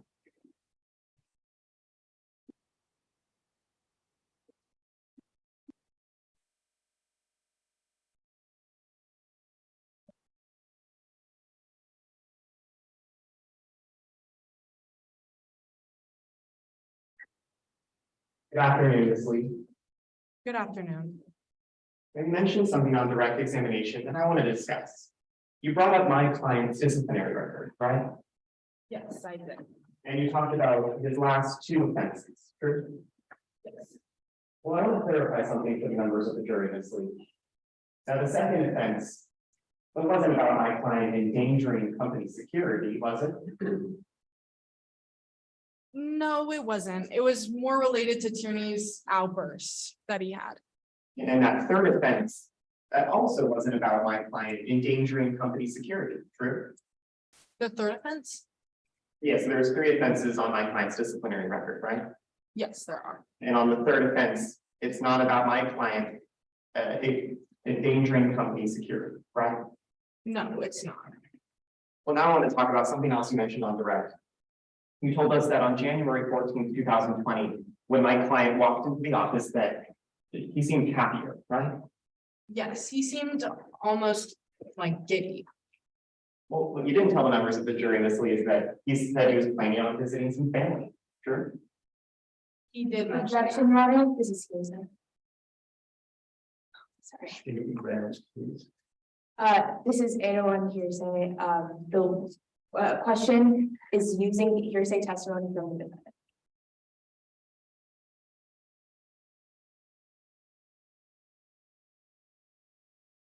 Overruled. My client said that he was planning on visiting some family, right? Yes, he mentioned that in conversation that day. Well, now I want to talk about your experience working with my client at Endicott. You worked with him for his entire tenure at Endicott, right? Yes, I knew Tierney since they were hired. You liked them, didn't you? Yes, Tierney was very well liked when he first started working at Endicott. You thought he was a really good worker, right, Ms. Lee? Yes, Tierney was very competent at what he did. Now, like we mentioned, he would occasionally get into trouble because of interactions with coworkers, right? Yes, these angry outbursts he would have. But Ms. Lee, you never heard anyone complain about his competence, did you? No, Tierney was very good at software development. You never heard anyone complain about his effort? No, Tierney worked hard. You never heard anyone complain about his devotion to the company, right? Could you clarify what you mean by that? You never heard anyone complain that my client was not devoted to Epicode, right? I mean, Tierney did their work at Empatode. They developed software. You actually think my client cares a lot about Epicode, right? Tierney did care about his work. In fact, you think my client cared about Empacode so much that you don't see how it's possible for him to have committed that in today's case. Objection, Your Honor. One of the grounds. Speculation and low witness opinion, improper witness.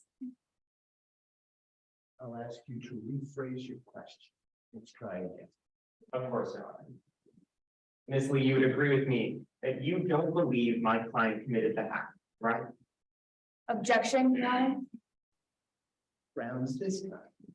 Still improper low witness. I'm going to rule it this time. I think that is a proper question. I found it difficult to believe that anyone would do this, including Tierney. Now, Ms. Lee, you would agree with me that my client was well known around the company for putting in a lot of effort, right? More so than for his hard work, Tierney was known for doing good work.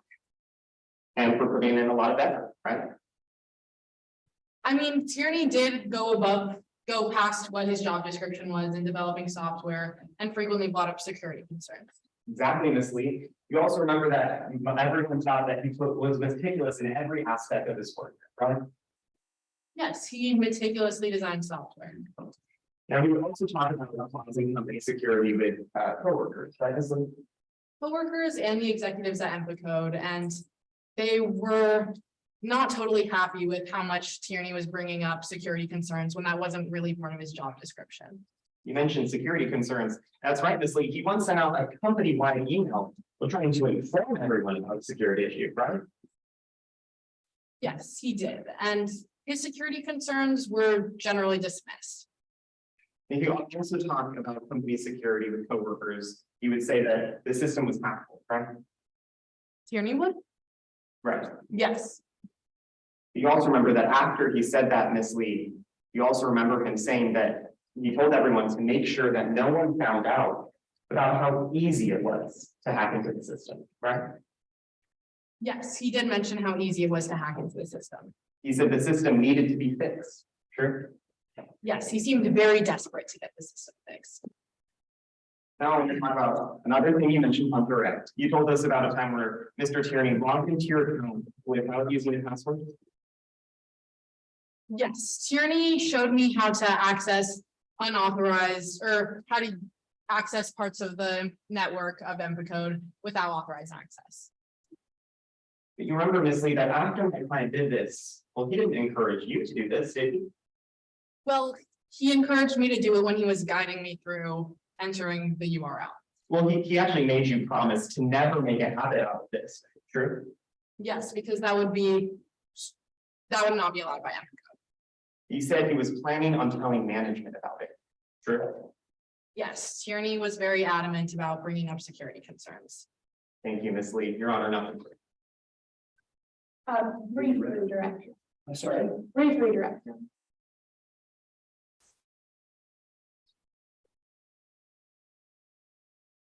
Ms. Lee, though Tierney was very specific about bringing up the concerns about security to management, did they bring up specifically the URL hack, to your knowledge, to executives? No, not to my knowledge. Tierney did not bring up the method of using URL manipulation to hack into Empacode's network. No further questions. No recross, Your Honor. Then Ms.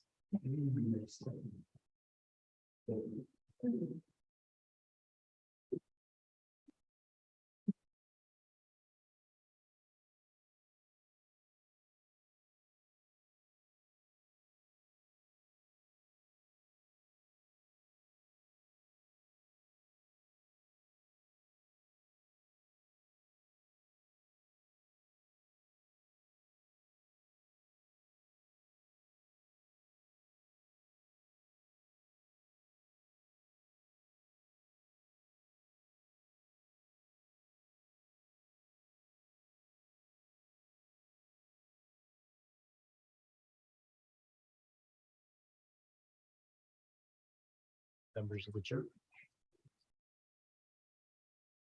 Let's take it. The prosecution would like to call Dr. Val Durst-Karen to the stand.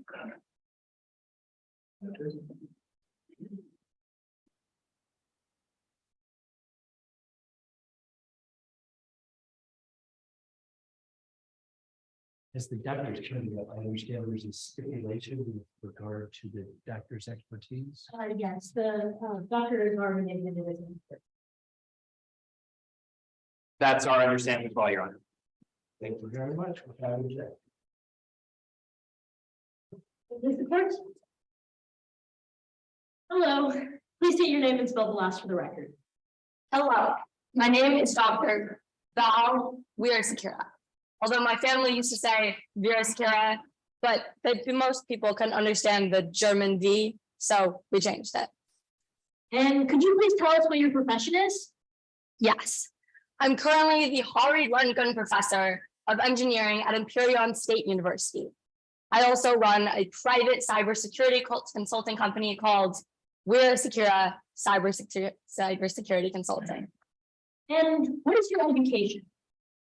I received a bachelor's in science and data science from the University of Sydney, go fighting IBIS, and a PhD from Imperial Technical University in electrical engineering. And tell us how you got involved in this case. I was asked by government counsel to provide an opinion on 3 issues. First, the general structure of MPCode's network. 2, any susceptibilities it had to hacking or attack. And I was asked to provide an opinion on the events of January 14th. What materials have you reviewed in this case? In this case, I reviewed exhibits 1, 2, 3, 4, 7, 9, 10, 11, A through C, 12, and 13. 18 is my curriculum vitae. And what technique did you use in your analysis for this case? I used computer forensic analysis. Tell us about what computer forensic analysis is. Computer forensic analysis is the process of the removal of computer information for use that is suitable in legal proceedings. Thank you. Let's talk about computer hacking. What is computer hacking? Computer hacking is an attempt or a goal to remove or change and alter a system without the proper authorization.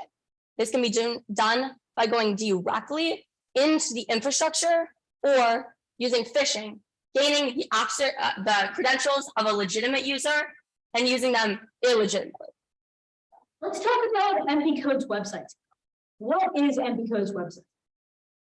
MPCode as a public website connected to a private portal. The public website contains all of the things that anyone can see. And the private portal is supposed to protect resources that are only supposed to be used for employees. And is this a common website structure?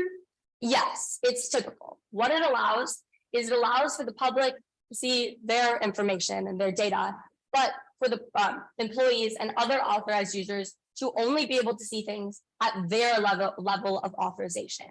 In the case of MPCode, there are 4 levels of authorization. Tier 1. Objection, Your Honor. What are the grounds? Foundation under Rule 602. May I hear? Sure. Your Honor, this witness has testified to specifics of MPCode's website setup. And we heard the foundation that she has conducted an analysis on MPCode's website, and we need to hear that testimony before she goes in depth into the website structure. We will sustain that objection and ask you to prepare to explain on that. Yes, Your Honor. Let's a little bit about how you conducted your investigation. Well, because the government asked me to provide an opinion on 3 issues. First, the general structure of the website. Second, any susceptibility it had for attack. And third, what happened on the day of January 14th. Of course, I had to look extensively at the website to understand the structure and the systems. I also reviewed affidavits of other people testifying in this case, which let me know more specifics of the way that the website worked and the way that employees at MPCode interacted with the website and their security systems. Wonderful, and I will re-ask my question. What type of, is MPCode's website structure common? Yes, it allows for the public to see the websites that they need to see, but for private users to only be able to see the things that are on their level of authorization, tier 1 through 4, with 4 being the highest level of security. The manner in which the website for MPCode was carried out was slightly atypical. Why was it atypical? Well, most of the time when you have a private public portal website, you have to go through the process of authentication.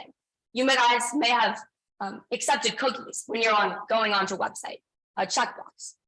What this essentially does, or cookies, is it's a token authentication. It verifies that a user has the proper authentication to go to access a website. The way a website is supposed to work is when you go through the portal, you get a cookie, and that cookie is checked for before you access any private URL behind the website. The issue is that MPCode didn't have this cookie authorization, which means that if you typed in the URL using URL manipulation, you'd be able to go directly to the website rather than having your cookie verified and your access denied because you didn't go through the proper authentication through the portal. So does this mean that someone could guess the structure of the website? If someone had internal logic, understood the system, a system of folders and subfolders, it would be possible for them to guess a URL that they did not have access to on the employee dashboard, or if they didn't have access to the employee dashboard at all.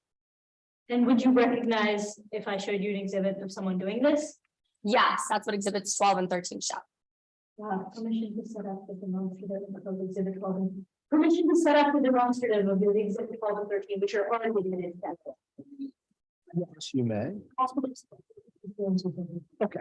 Yeah, I'm leaving this for myself to see those demonstratives when they're set up. You may, everybody. You want to see it as well? Not unless my, I only need to see it if I don't have it. Yeah. Thank you. And permission for the witness to be in the public. Oh, yes, granted.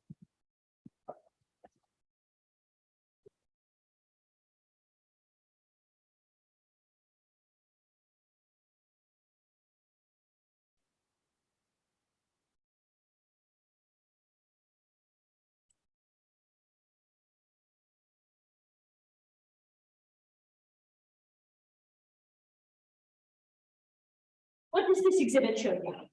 Well, exhibit 13 is the IT departments of Joe Tierney's relevant search history.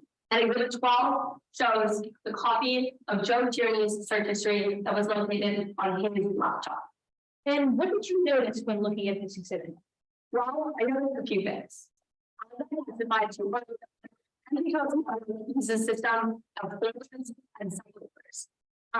You see the slashes that's spreading the URL into the folders. You see slash private folder, a series of options for more security, and then a slash TTH, and then there's a slash TTH stands for tier 3, which is the mid-tier level of security authorization. That's what Joe Tierney was at. TT was a high level of security. That was tier 4. Tier 4 was only supposed to be for the very high executives and not where the emergency alert system was located. So just to clarify, these URLs show Joe Tierney accessing tier 4 level. Yes, which shows that he was using URL manipulation. He did not have access to tier 4. It also shows these URLs show demonstrations of him testing different URLs to find one that sticks. It shows that he was using his internal knowledge of the folders and the subfolders that the website contained to figure out the internal logic of the website. which, as I testified earlier, is how someone carries out URL manipulation, because they figure out the internal logic of the website, and then they use that to determine and to access URLs they do not have permission to access.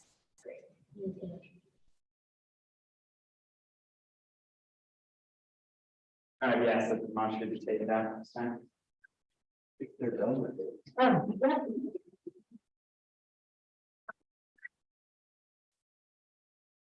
So no, not that they leave it up there, just take it down for the time being. Does that make sense, Your Honor? Sorry. It doesn't to me. I just be asked that it be taken down. So we put I understand. So we'll, if you don't mind, we'll put the boards against the jury box and leave the tripod up. Opposing counsel wants to use our demonstrator. Yeah, and to which they are entitled. Once you've used it, no, he's asked that it be left there. Yeah, yeah, that's fine. Yeah, so just leave it. That's all right with you? We'll move. Okay, yeah. So, yeah. Is there any way to mask your identity on a website? Yes, utilizing a virtualized private network, a VPN, you're able to mask your identity. Instead of directly routing yourself to the server that you're attempting to access, you route yourself first to a third-party server. The third-party server is the location and IP information that's sent directly to the server you're attempting to access instead of your information. Some of you may have utilized a VPN yourself. Wonderful. Let's talk about your search for the cause of the breach on January 14th. What evidence did you review in your search for the breach? I reviewed network access logs and employee VPN access logs. Wonderful. And what part of the website was accessed to send out the alert? The emergency alert notification system. And when reviewing your evidence, what did you find in your web access links? Well, I found 2 accesses to the web access logs on the emergency alert notification system on January 14th. But they were from 2 different IP addresses. But just like you can't send out an email unless you're on the Gmail website, you can't send out an emergency alert if you're not on the emergency alert website yourself. That showed me that because one of the IP addresses was accessing the emergency alert page, and one of them was sending out the alert, that it was the same user, because you can't send out an alert, you're not on the page. This showed me that the user was likely using IP address masking. Great. And when you were looking at the VPN connection logs, what did you notice? Wow, I noticed that Joe Tierney was logged onto the VPN on the day of the attack, which was highly atypical because when employees are inside NPCO, they use Ethernet. They connect directly to the network. There's no need to be connected to a VPN. So the fact that when he was supposedly in the office at 12 on January 14th, he was connected to the employee VPN, which the users are only supposed to use outside of the office. Great. And in your expert opinion, who do you think was the cause of the breach? In my expert opinion, the evidence points to Joe Tierney as the cause of the breach. And how did you come to that conclusion? Well, based on the evidence I reviewed about URL manipulation and the knowledge that in order to URL manipulate, you would need to understand the logic of the website, as well as the VPN access logs I reviewed and the network IP address logs that showed me that the user and the attacker was located in the Pasquale neighborhood of Imperion, because that's what the location access information determined. When I had both of the addresses together, I determined that the user was located in the Pasquale neighborhood of Imperion. Just like Joe Tierney, all of this evidence fit together to suggest to me that Joe Tierney was the perpetrator responsible for the attack. No further questions. Cross-examination? Sure.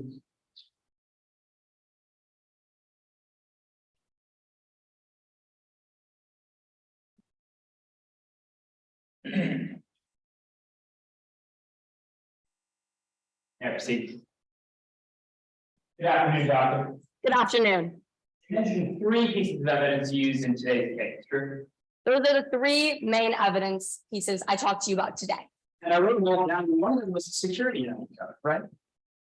Will you specify what you mean by that? One of the pieces of evidence you utilized in today's case was the security element. Sure. What security metric are you talking about? There are several I mentioned. Although they protect us 30 in different ways, they all generally are supposed to protect the security of the website. Doctor, I'm not talking about specifics, I'm talking about you analyzing Embicos network, and you did, right? Yes, I did. And Doctor, you determined that the hack committed in today's case was not that you are. Sure. Yes, URL manipulation.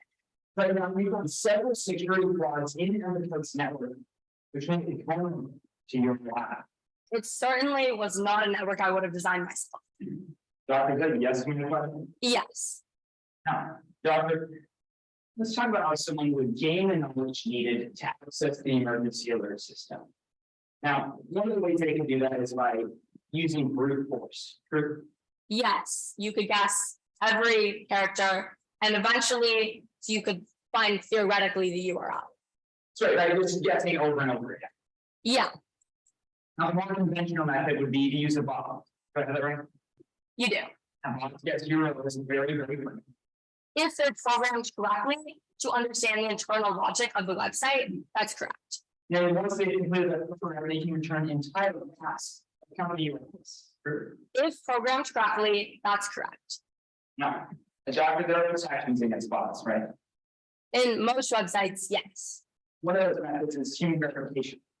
Yes, if you guys have ever had to do the thing where you click on the fire hydrants and sometimes you even yourself never.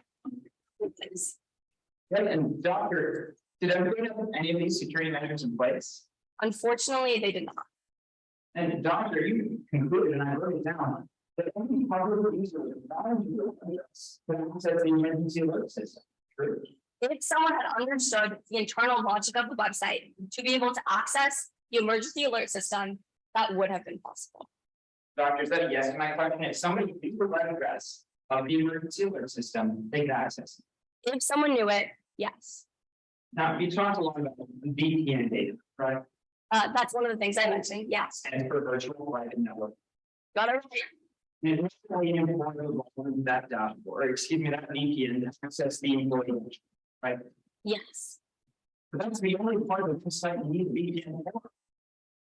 Although you don't actually need to be on the VPN to access certain portions of the website, it was standard procedure for employees at MP Code to go through the VPN before accessing the website. That's the patterns of behavior that employees had, based on my evidence I reviewed, that's the pattern of behavior employees at MP Code follow, which be to log onto the VPN before accessing portions of the website. Is that yes, my question? Yes, Now, doctor, that means you don't need VPN to access the emergency alert system, true? it's just a pattern of behavior. Yes, Doctor, is that a yes to my question?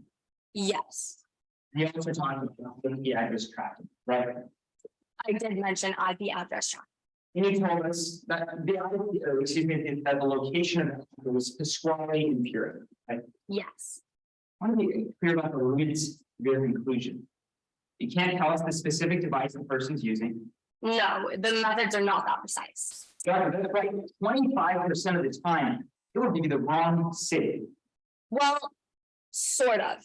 So under a normal account, what he's referring to, the research that's out there is that Objection, Your Honor, not responsive.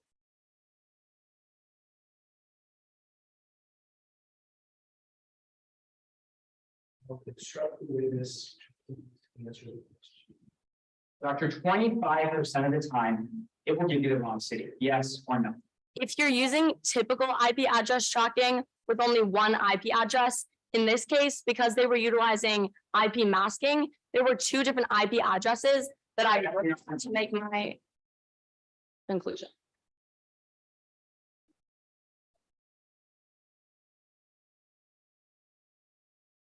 You get to hear the words. Yes, Your Honor. So Dr. I'll ask again. 25% of the time, it was the wrong city. If I looked at one IP address, that would be correct. In this case, I looked at two because there were two IP addresses because they used failed IP address masking. Well, doctor, when using a single IP address, it will give you 25% of the time with the wrong state. Yes, sir. If I had used that, that would have been the case. You use two IP addresses, right? Yes, So you checked both at the same time. yes, which pinpointed the location being in Pasquale to a degree of higher certainty. So for the times you track those two IP addresses, 75% of the time, it would have given, excuse me, 25% of the time, it would have given you the wrong state.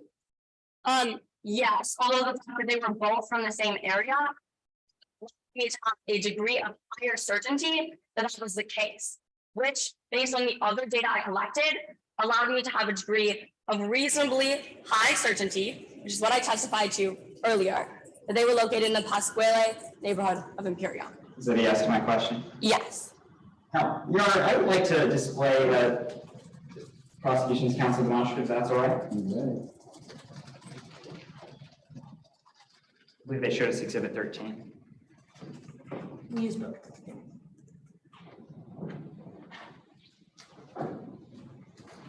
Now, doctor, on direct examination, you told us the variations between these URLs.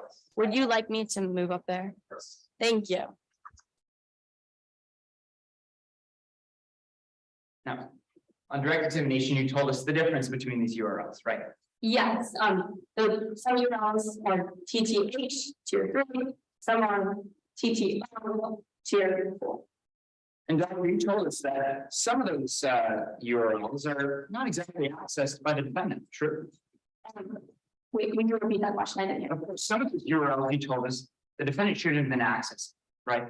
Some of them were outside of their authorization level, yes. That's because of that tiny 3-letter digit code, TTH, right?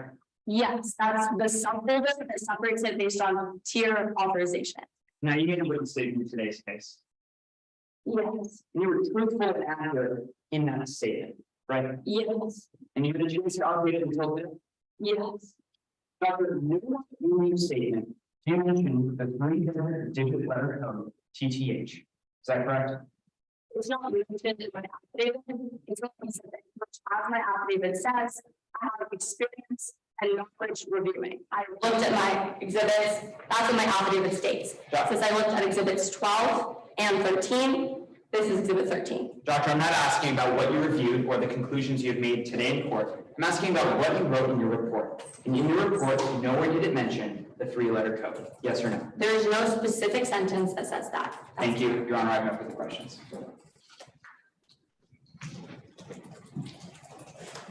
Can we take down the demonstrants? That way I'll be able to see you.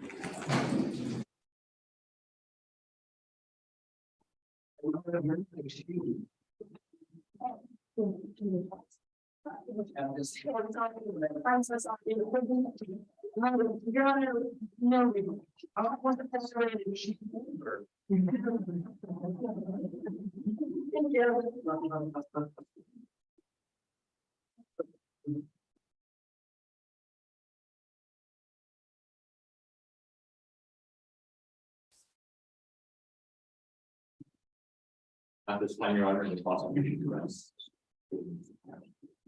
Thank you. What we're gonna do then is we are going to take a brief 5-minute recess and resume with the defense case. Yes, Your Honor. Brief recess.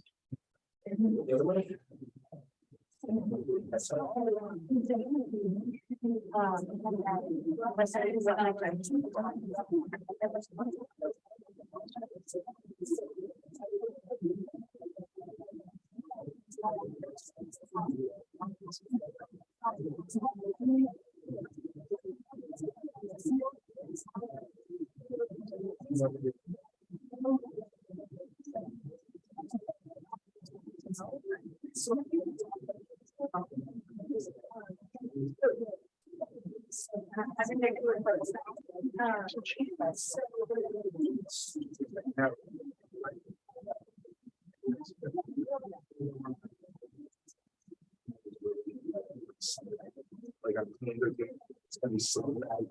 Somebody can do it. It's like- So-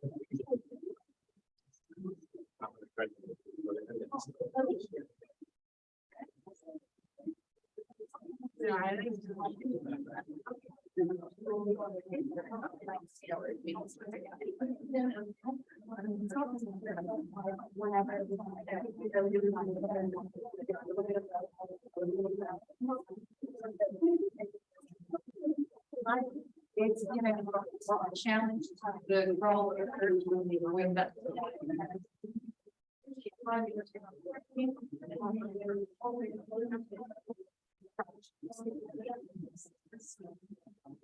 Like a regular thing. So you know.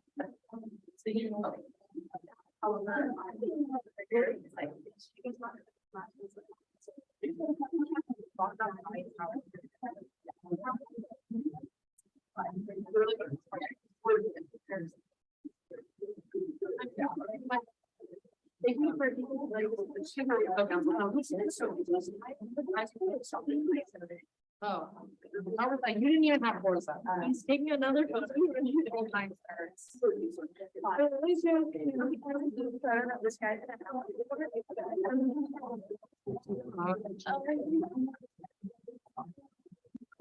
These items were so, I would say that, not even like.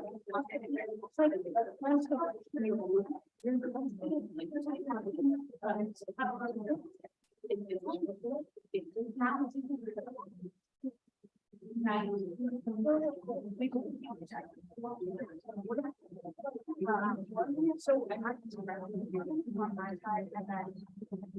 If you're on the side, you're on the. If you're on the side, you're on the side. If you're on the. If you're on the.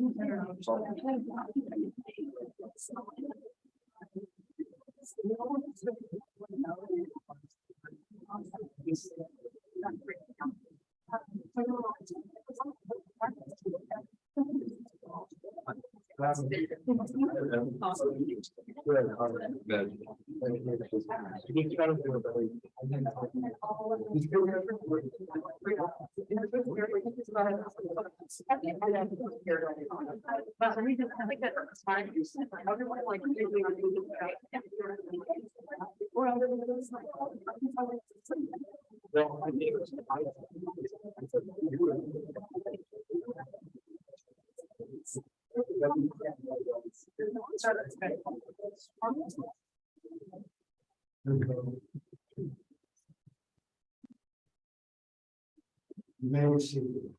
Okay, one more throw back.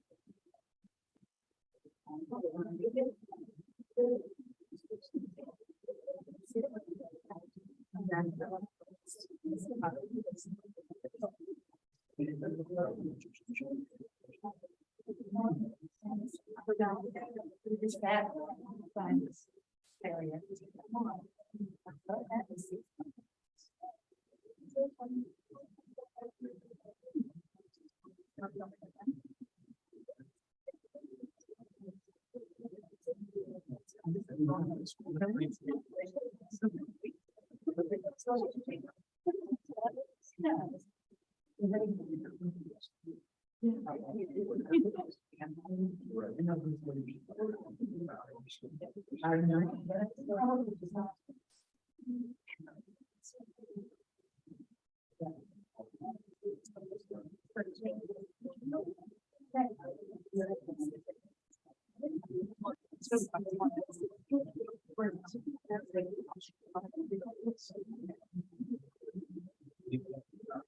right.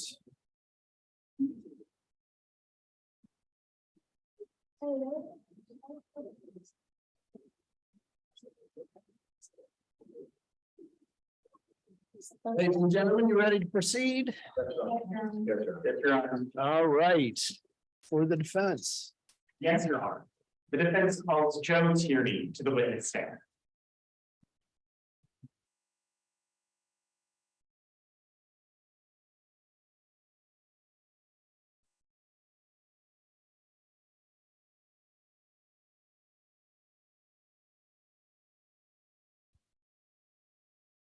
And procedure on. Mr. Stout, whenever you're ready. Good afternoon. Please introduce yourself to the members of the jury.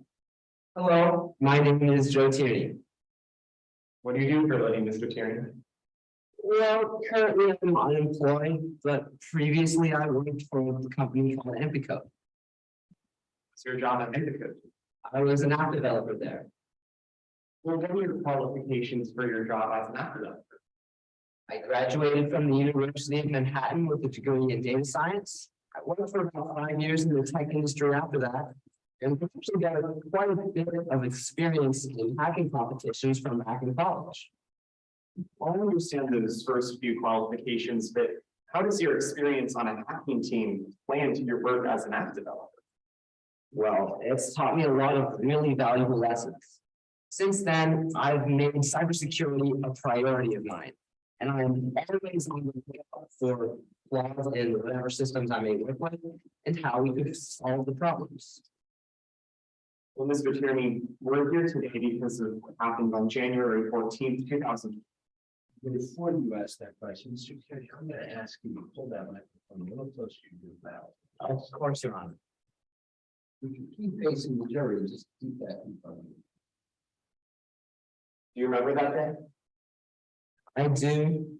That was the day of the missile alert. Well, I want to walk the jury through what you were doing on that day. Did you go into the office? I did. I went in sometime in the morning. And what time did you leave the office? I left at around 10 a.m. or so. I went out to get some coffee and then to Barcade for some lunch.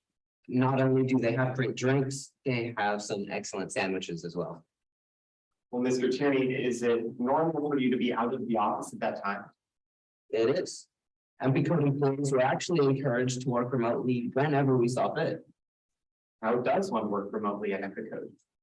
Empico provided you with a company-issued laptop. All you had to do was log on to a special VPN, and then you'd be able to access your work information. Did you log on to that VPN on January 14th? I did. I logged on while I was still at work. I don't really like logging into anything if I'm in a public place. Someone could look over my shoulder or see my password, then who knows what would happen. Well, did you browse the internet on your laptop on January 14th? I didn't. I was planning on getting some work done. That's why I brought my laptop. But I got caught up at Barcade. The emergency alert came up. I just never got around to it. Your Honor, exhibits 12 and 13 are now on that screen for the court. They're already evidence. I'm sorry, they're where? You're not being screen shared for the court. Do you have the computer? I do. Tell me where to look and I'll look. Is Your Honor connected to the Zoom? I don't know. Yes, there it is. Thank you. Does the jury all have it? That's what matters here. Very good. May I proceed, Your Honor? You may. Mr. Tierney, do you recognize these exhibits? I do. Exhibit 12 is my network history from my computer, and exhibit 13 is my network history taken from IT logs. Well, I want to be upfront with the jury here, Mr. Tierney. Do these internet histories accurately reflect what you were actually doing on January 14th, or excuse me, on your laptop? Mostly, yes. In March of 2019, I did some experimenting that isn't shown here on exhibit 12. That's actually because I deleted those portions. Why did you delete portions of your internet history? Well, with every company I've done work with, I'd like to do security checks. To do that, I actually have to test the system myself.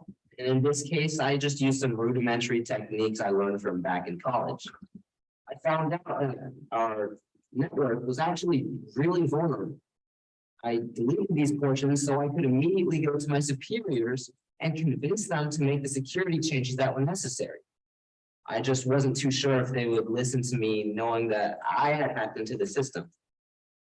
Mr. Tierney, when you were testing out these rudimentary techniques, were you utilizing any inside information you had from working at Epicode? No, I wasn't. Just the techniques I learned from back in my college team. You said you wanted to address these security concerns with your supervisors. Did you end up doing that? Absolutely, sir. I contacted them many times, both in person and via email. What did you tell them? I told them that our system had vulnerabilities, serious vulnerabilities that would require a security update, or else we would be at risk for some sort of hacking incident. To your knowledge, did Epicode make any of these updates you recommended? No, Mr. Tierney, how did you feel after the events of January 14, 2020? devastated. I was angry that Epicode hadn't let me help them prevent against this. Cybersecurity is a passion of mine. I obviously know how to stop something like this. And it was just so hard to watch something like this happen and be so hopeless to stop it. Thank you, Mr. Tierney. Your Honor, nothing further. Cross-examination. Yes, sir.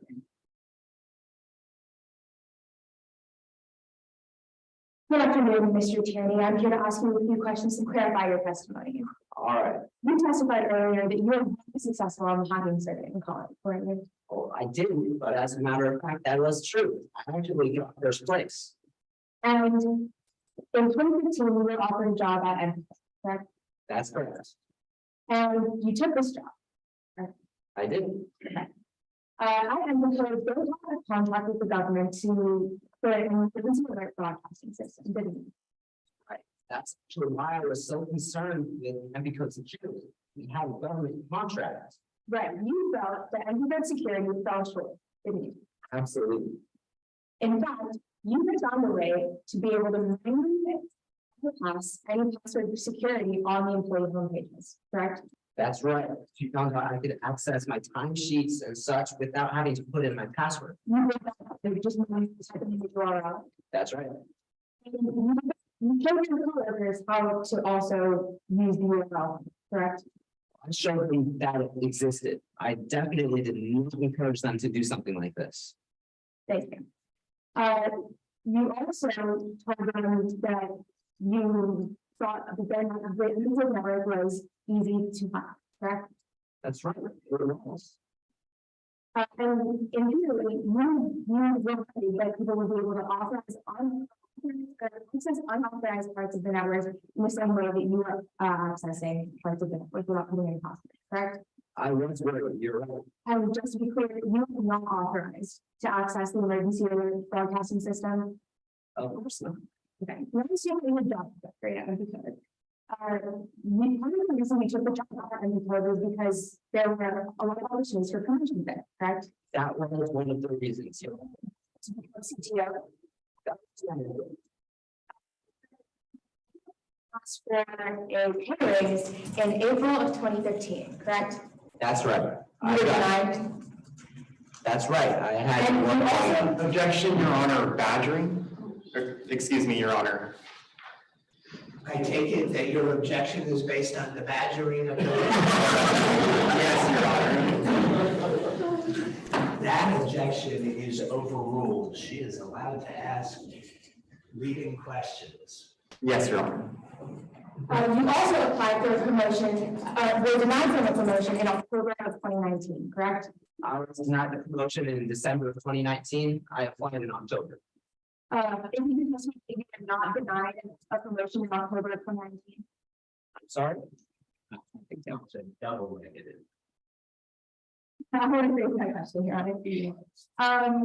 Giving your testimony today, that you wanted to nominate a promotion in October of 2019. That's correct. In October of 2019, correct? So you're stating that you weren't denied a promotion then?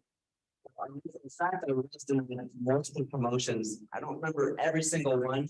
Most recent one would have been December of 2019. Sure. So again, I'm going to clarify, there's another promotion in October 2019 as well. Correct? That's right. And you were rejected in December. Unfortunately, that's correct. And security clearance, tier 4 security clearance was only been offered to members of the board of directors or high level managers, correct? That's correct. So, Mr. Attorney, you have some social media posts pertaining to empty code in the past, correct? That is true. Would you please specify the detail? I would. I would recommend to the fact that I was approaching Mr. Channing, who was in previous, if it was in 10, I would be very a person counsel and on. Would you like a copy? Thank you. Thank you. Mr. Channing, these are just sign of social media posts, aren't they? That's correct. Contract to the best of my knowledge. They are. Yeah, this one, we're looking at exhibit 10 in that. No objections, Your Honor. Objections, so. Yeah.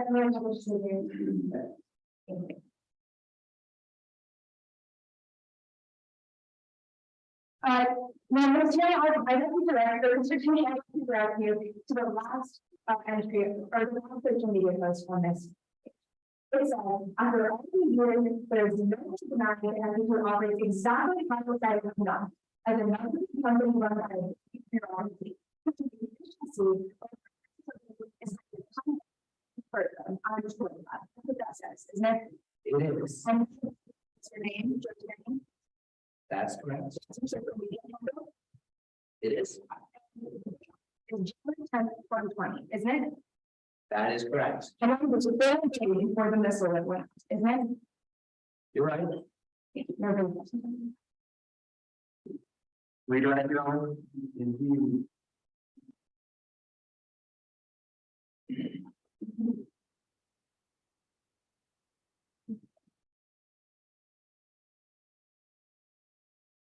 Mr. Attorney, opposing counsel asked you about some tweaks you made. What was your intent when posting this? Well, when I joined the company, I was under the impression that things would be a little bit different than other companies. Really encouraging promotion and new ideas, creative thinking. But after my years there, I was just so disappointed that they just did not listen to any of my ideas. They put their bureaucracy over their own employees. Thank you, Mr. Attorney. Your Honor, nothing further. Okay. no. Your Honor, may this witness return to his seat? Amen.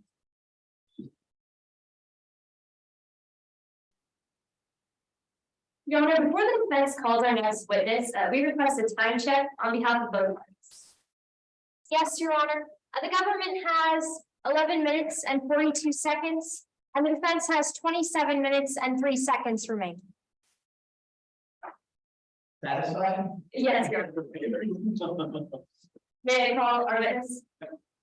The defense calls Stevie Langa to the witness stand. 1 second, I'm going to jump with you. It's okay with you. Will this please make it?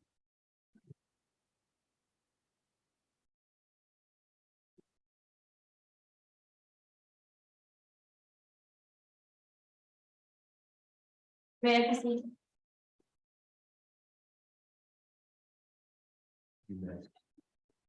Good afternoon.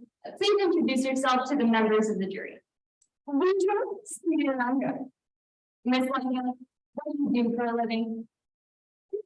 Graphic design. It is the fashion of the tech industry. Where do you live? For this little company, an employee called Pico. As far as where I work, The company allows us to work remotely, which is certainly preferable. The office decor is about as dismal as the website design was before I revamped. Okay, Ms. Langen, I want to direct your attention to today's. Are you familiar with the defendant, Joe Tierney? Yes, I know Joe. Joe worked with me at the Epicot. What was your relationship like? Joe is a good friend. We try to merge. Can you describe what Mr. Tierney was like as a worker? Joe was lovely. I said he put in enormous amounts of work to benefit the company. Really had this eye for detail, reminds me of myself. Joe especially liked to help with the company's security. You said that Mr. Tierney put work into improving Epicode security. Did he ever talk to you about wanting to improve Epicode security? He wouldn't stop talking about it. Joe would tell me all these ways that he wanted to improve the company's security, even gave me advice on how I could personally help keep the company secure. What did Mr. Tierney say to you about wanting to improve Epicode security? Well, Joe was so excited about it. Joe would tell me about these big ideas for upgrades to the company's security. I offered to help out from a graphic design point of view, not Joe's strong suit. He declined and said he wanted to become a project manager on the whole ordeal. You also said that Mr. Tierney gave you advice about how you personally could help keep Epicode secure. What was it? Well, this Wednesday when we went to lunch on a Tuesday, I opened my computer and I signed into my company account, just in the restaurant. Joe did not like this. And said I could be putting the entire company at risk just by signing in public where people could see my password and steal it. Anyways, Joe showed me the risks. What did he show you? It comes to money, exactly. But Joe took my computer, did some magic on it. Joe showed it to me, and he had gotten into some files that not even I could access. But Ms. Linda, I want to be very clear about something. When Mr. Tierney accessed your account like that, did he ever encourage it? No, my love. Stay with me. Joe was saying these were terrible risks our company faced. And I'd like to direct your attention to January 14th, 2020. Do you remember that day? I will never forget this day. It was the day of the false alert. Do you remember the moment the alert was sent out? I do. I was in this coffee shop on my second espresso. Suddenly, everybody starts panicking, calling their loved ones. After I took charge, nobody got it. Do you know where the defendant was at that time? I'm pretty sure I saw Joe at this bar about 30 minutes earlier. I think they called it Bar Cave. Do you ever remember seeing Mr. Tierney with a computer? No, not at all. Do you know whether it was normal for Mr. Tierney to be out of the office at this time? This was normal when we would usually get lunch. Ms. Langdon, was there any specific reason why you weren't getting lunch together on January 14th? Joe abandoned me via text that morning. I didn't say exactly why, but I had figured that she was sad about not getting the promotion. I figured she deserved to be alone. Did you ever speak with Mr. Tierney on the day of the false missile alert? I did. After I got back to the Epicon, I spoke to him. What did he say? Well, everybody was still panicking. I asked him what was going on. Joe looked so distraught, and he said, "I don't know, but I knew something like this was going to happen. It was just a matter of time. It is too bad it took a literal statewide crisis for the board to see I was right." That is what Joe said. Thank you, Ms. Langdon. Your Honor, I have no further questions. Yes, Your Honor.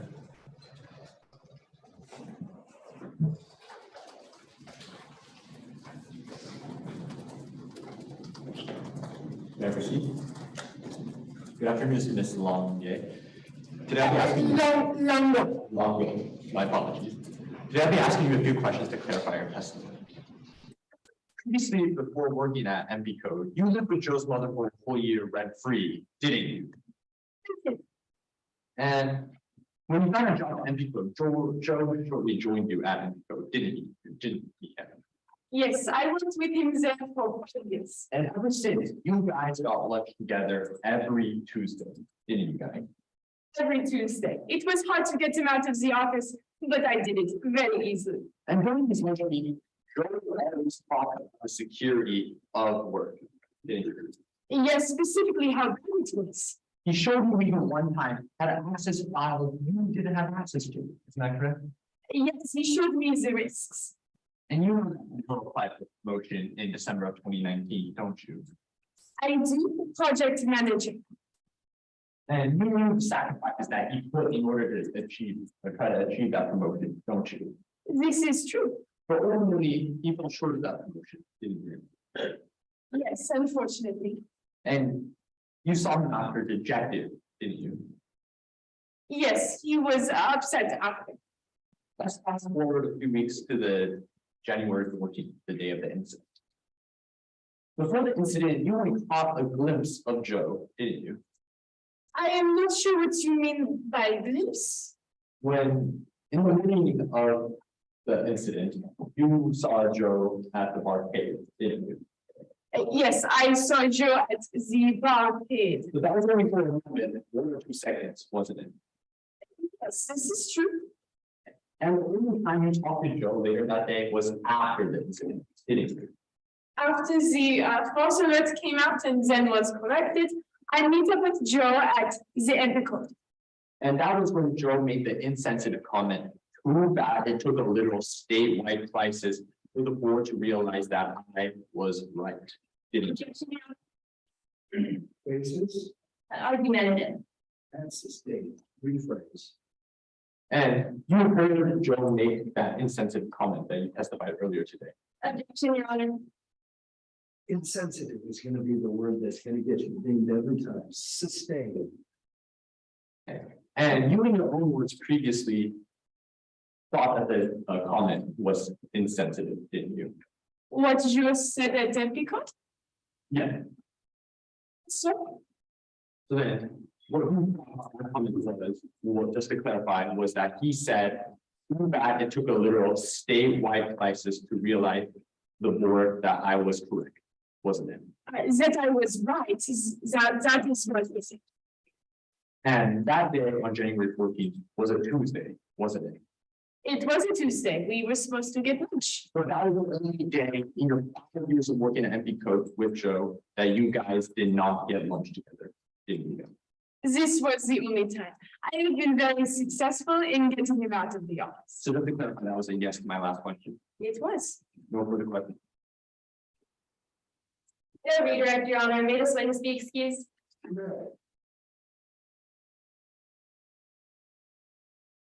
Your Honor. Hi, my name is Grace. I'm going to be the blue shirt for your brown. Tabulation would like to know how much time if we can take this moment to do so. Can't answer that. Okay. Would you be willing to do that? Thank you. The United States has 8 minutes and 44 seconds remaining, and the defense has 22 minutes and 9 seconds. Thank you so much, Your Honor. We may proceed. Okay. Make a call a witness. At this time, the defense calls Dr. Taylor Walker to the witness stand.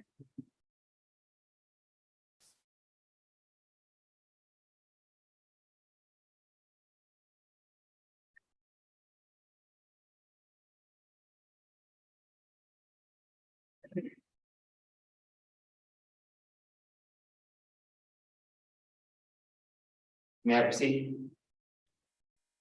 Ladies and gentlemen, you may. Good afternoon. Please introduce yourself to the members of the jury. Good afternoon. I'm Taylor Walker. And Ms. Walker, what do you do for a living? I'm the Horman S. Kerr Professor of Law at Stanford, where I teach cybersecurity law. Doctor, I'd like to take a look at your qualifications. Could you describe your educational background? Absolutely. I graduated summa cum laude from MIT with a degree in computer science and went on to receive my PhD in political science from Stanford with a focus in cybersecurity. I also hold a law degree from Yale. And are you published in the field of cybersecurity? I am. I regularly write articles on cybersecurity topics from both legal and technical perspectives. Most significantly, I wrote a book on cybersecurity threats that was published in 2018. Now, Doctor, how are you involved in today's case? I was retained by the defense in March of 2021 through a connection I have at their firm. I was asked to examine the evidence in this case and provide an opinion on the source of EpiCode's security breach. What facts and data did you rely on? I carefully reviewed the reports of the FBI's lead investigator and Dr. Rita Sabra, in addition to other interview transcripts. And I also analyzed numerous exhibits from this case. And did you use methods that are standard in your field? Of course. After examining the reports from the FBI's investigator and the prosecution's expert, I performed an assessment of their investigations and conclusions based upon my own experience and the guidelines of the leading experts in our field. And during your investigation, did you reach a conclusion in today's case? I did. My analysis revealed that the FBI agent's investigation did not adequately account for how easy it would have been for someone to commit the type of hack we saw in this case. Well, I'd like to take a look at your conclusion one step at a time. Let's start with the basics. What kind of hack do we see in today's case? Well, this hack was carried out by a method known as URL. Documents you are. I brought a brief visual demonstration I used to teach my students. That's all right? Now, Your Honor, at this time, we request that this witness be allowed to step down and make use of the demonstrative aid.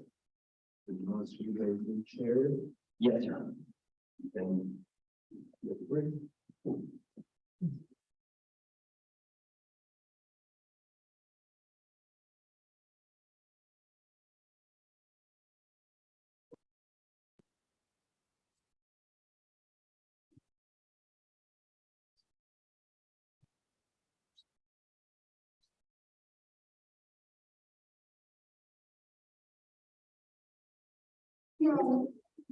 So I can see the exhibits. I was just about to suggest.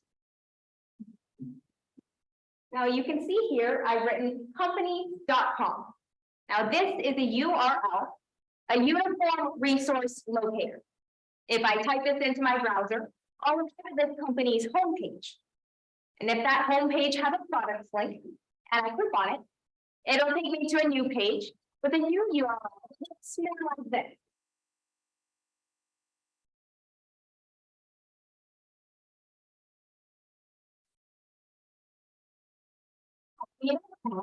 Slash. Now, there's something on this website that's exclusive to employees, such as a work schedule. Normally, I have to click on an employee login and type in a password. And it will take me to a new page with a new URL like this.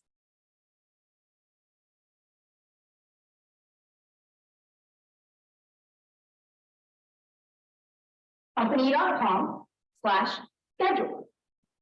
However, there's another way for me to access this page without having to log in. If I have this particular schedule URL, I can type it directly into my browser and I'll go to the page without even having to put in a password. That is URL hacking. Well, Doctor, are URLs always this simple? Absolutely not. Many company websites will create more complex URLs, adding seemingly the numbers and letters to them.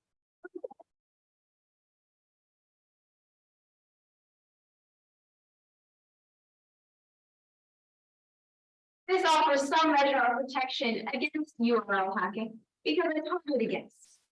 And thank you, Doctor. You may return to your seat.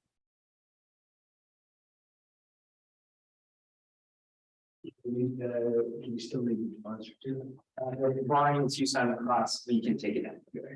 You put it to the side. Yes, sir. We can put it right back up. Council would like to see the witness as well.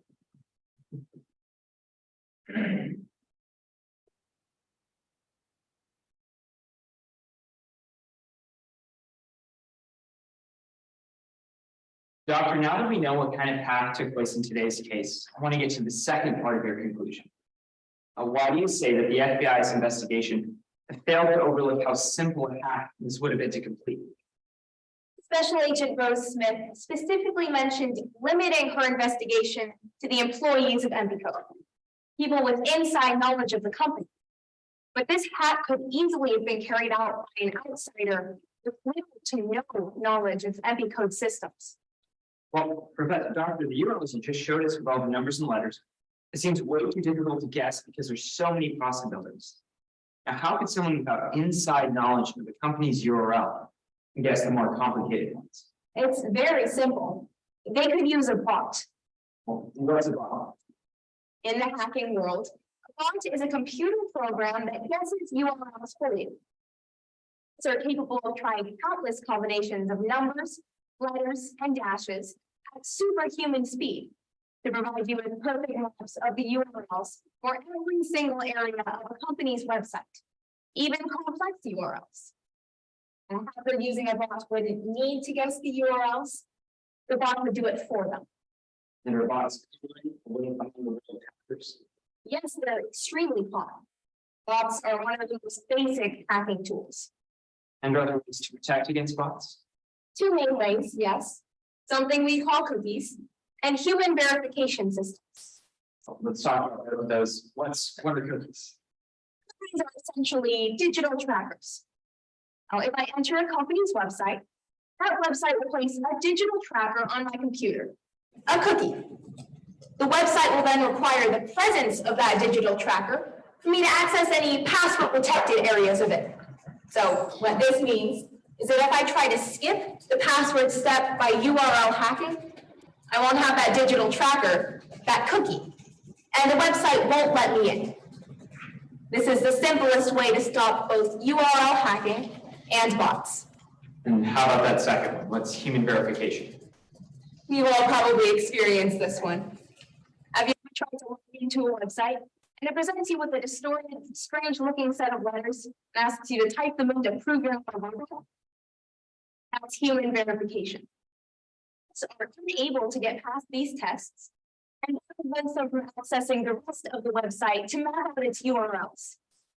Did Empico have any of these bot blocking measures in place? No, sir, they didn't have any of them. Oh, Doctor, in a system where there are no cookies, or human verification, how difficult would it be to successfully hack into that system? It would be incredibly easy. Even a novice hacker with no inside knowledge of the system in question would be able to perform this hack with the use of a bot. I thank you. Your Honor, I have no further questions. Thank you. Cross-examination. Yes, Your Honor.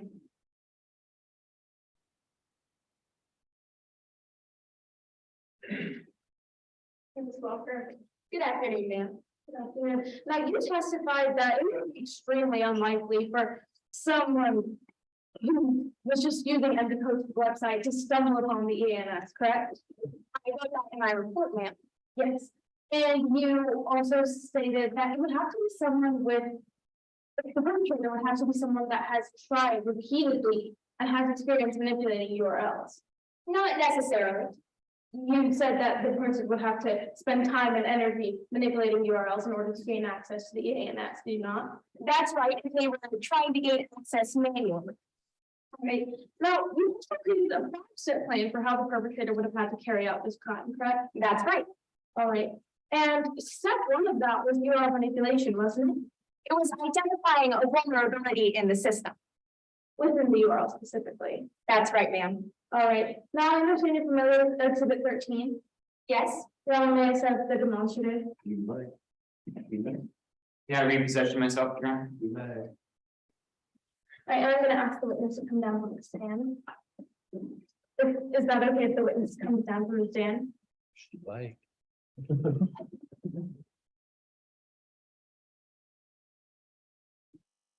All right. Professor Walker, do you think from 2:10 to 3:32 p.m. that it says result site cannot be reached errors? Yes, I do see that. And is that not clear evidence of URL manipulation? It looks like an attempted URL. Yes. All right, and you, this is Mr. Kearney's network history. All right. Now, would you agree with me that this is evidence of Joe Tierney spending time and energy into manipulating URLs? Yes, I would. Just like you said, the perpetrator would have had to do. Yes, if the perpetrator were hacking manually. All right, thank you. Finally, you say that Malin. You can seriously. I'm sure Malin foreign actors usually have a very specific form and motive when it comes to a crime like this, correct? That's right. And none of those were consistent. You know, none of those consistent with today's case. Is that also correct?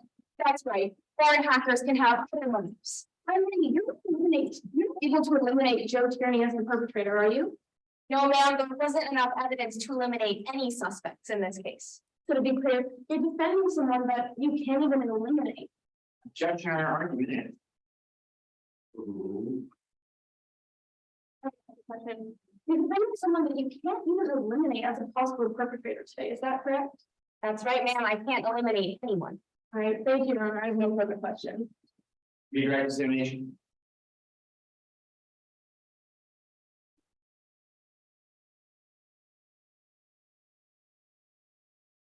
Dr. Opposing counsel just mentioned that you can't rule out Joe Tierney as a suspect in today's case. Why is that? Well, sir, there simply isn't enough evidence to rule out any of the suspects in this case. This hack could have been committed by virtually anyone.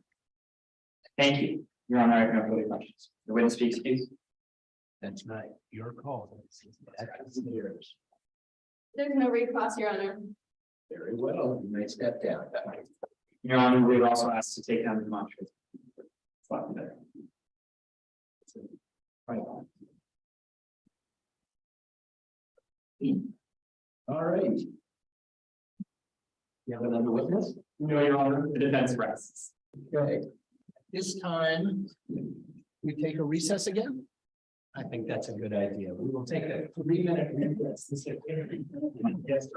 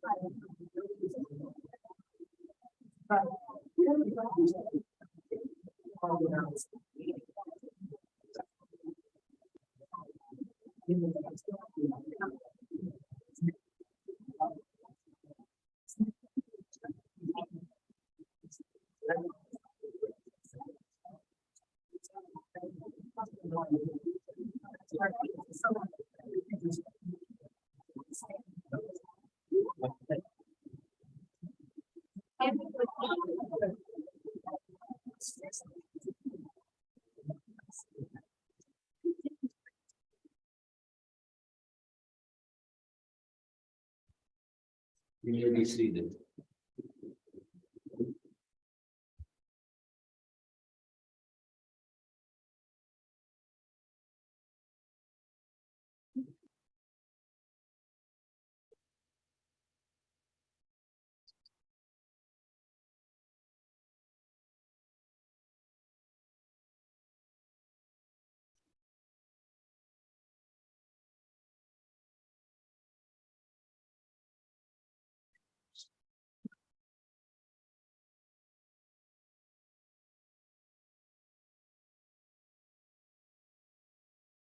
All right, what's next?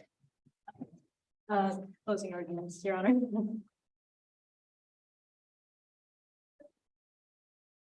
The prosecution would also like to reserve 30 seconds for rebuttal.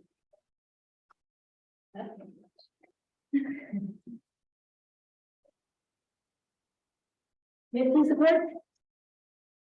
For years, Joe Tierney had worked at MD Code unhappily. They first began working in 2015, but shortly after joining, they realized the job wasn't what they thought it would be. For one, MD Code had numerous security issues. Once Tierney figured this out, they were outspoken about it, telling their superiors and telling the board about it, even making social media posts. But unfortunately, their comments weren't heard. This combined with the fact that Tierney hadn't gotten the lucrative job promotions that they felt they had worked so hard for. Tierney was angry beyond reason. And so they took that anger out in an act of revenge. This case is all about an act of terror. This act of terror was done by Joe Tierney. And we ask that you find Joe Tierney guilty in court today. We ask that you find Joe Tierney guilty on 2 counts. First, on count number 1, fraudulent computer access. We believe that Joe Tierney accessed a protected computer without authorization in order to further intended fraud. You see the evidence that Joe Tierney used a VPN to log into the website that he didn't have access to. You see the experimentation that Joe Tierney committed in order to access the emergency alert system. Next, we ask that you find Joe Tierney guilty on count number 2. Damage. Reckless damage. Joe Tierney committed that the previous action has caused reckless damage to the people and the city of Imperial. You see witnesses talking firsthand about how the damage has caused them harm and panic. You've seen the commerce that's been disrupted, you've seen the cars have been crashed, and you've seen the chaos that this action has caused. Joe Tierney's actions caused unnecessary panic and harm to the health and safety of the citizens of Imperial. Today, the prosecution has the burden of proof. We must prove beyond a reasonable doubt that Joe Tierney was responsible for today's attacks. We believe that Joe Tierney was the only one with the means, the motive, and the opportunity to commit this attack. We believe that Joe Tierney had the means. Joe Tierney worked at Untitled. They had clearance. They also knew about the security issues. In fact, they admitted to regularly testing and experimenting with them. Mr. Smith and Dr. Secure showed us that Tierney had told multiple people about the security access tricks, proving he was clearly familiar. Joe Tierney was the only one with the means to commit this crime. Next, Joe Tierney had motive. They were livid at the fact that they hadn't gotten the promotion. In fact, they told the company that they would make them regret passing them over. On January 14th, they were livid. On January 14th, they were getting at the thought that they would be able to unleash an attack on the company that they felt had done them so wrong. Joe Tierney is the only one with the move. Lastly, Joe Tierney had the opportunity. Phoenix Lee testified to the fact that they had gotten to find my friends on their iPhone saying that Tierney had been around them outside of the office on the day of the attack. Now, this was unusual for Tierney. They hadn't been living together in weeks, and the one thing that they did was the day of the attack, proving that Tierney had the opportunity. Now, the defense got up here and they tried to tell you opinions while we told you facts. They tried to poke holes in our case, but none of those holes have gone through. They have 2 witnesses. Their first witness was Mr. Tierney himself. Mr. Tierney, who agreed to use experimentation to put time and effort into parts of the website that he didn't have access to. The same Mr. Tierney who made numerous unprofessional comments about Imperial and the Next, they called up Miss Lane. Miss Lane. Miss Bias. She lived with Mr. Tierney's mom for a year, rent-free. Miss Lane, most importantly, admitted that the first time that Mr. Tierney did not show up for their weekly lunch in 5 years was the day of January 14th, the day of the attack. Last week, they called up Miss Walker. Now, Ms. Walker testified that she couldn't eliminate Joe Tierney from her list of suspects.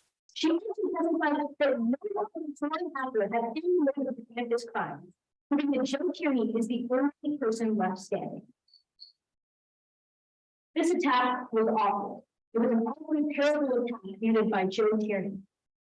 Now, they were angry at Because for a couple of reasons. Their lack of promotion, their own opinions about the company, and their security issues. And so they took that anger out in the worst way possible. Targeting care against MP Code and also the city of Imperial. The defense will try to tell you that Joe Tierney was right, but they couldn't even put up a fight. And because of that, we ask that you find Joe Tierney guilty.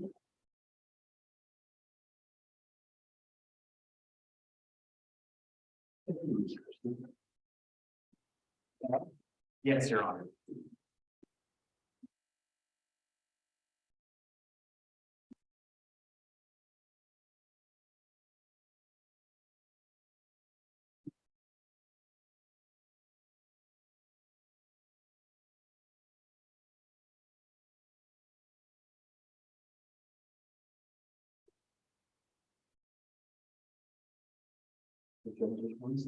Ladies and gentlemen.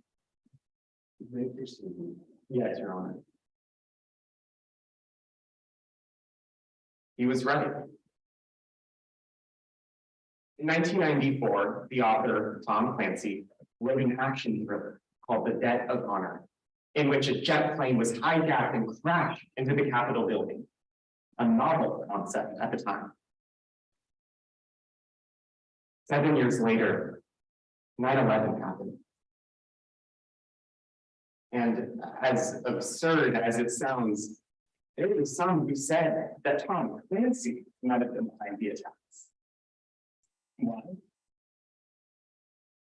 For the exact same reason the government has blamed my client in today's case. Because no matter how little evidence there is, when someone predicts a disaster and it happens, people have an instinct to blame them for it. My client may have predicted that a hack like this was inevitable, but he was not responsible. He was just right. Now, today, the government has attempted to meet a massive verdict. Proving anything beyond a reasonable doubt is difficult, but they're attempting to prove beyond a reasonable doubt that the most powerful defender of MP security is the person who hacked it. Predictably, they failed to meet that burden, and they failed because of the two reasons my co-counsel outlined for you in her opening statement. First, my client's only plan was prevention. And second, he could have committed this attack. My client's only plan in today's case was his plan to prevent me. Joe Tierney was concerned about company security, constantly trying to guard against the type of hack we saw in today's case, running tests and voicing concerns. And this is the exact type of evidence the government has relied on today. Case in point, Exhibit 13, the internet history that shows my client running security tests. The government said that my client accessed unauthorized pages as shown by the 3-letter code in the URLs in Exhibit 13. Let me be very clear, members of the jury. The witness they cited that information from, a cybersecurity expert, did not even include that testimony in her report. And nowhere do we see in Exhibit 13 the words Tier 4 or Tier 3. The government is relying on fake evidence. Also said that because the method my client was testing against was the one used to commit the cyber attack, and that my client deleted the internet history afterwards, it must mean that he's guilty. Never mind that this was in 2019, almost a year before the actual happened. Never mind that my client immediately went to his superiors to try and get them to fix the issues.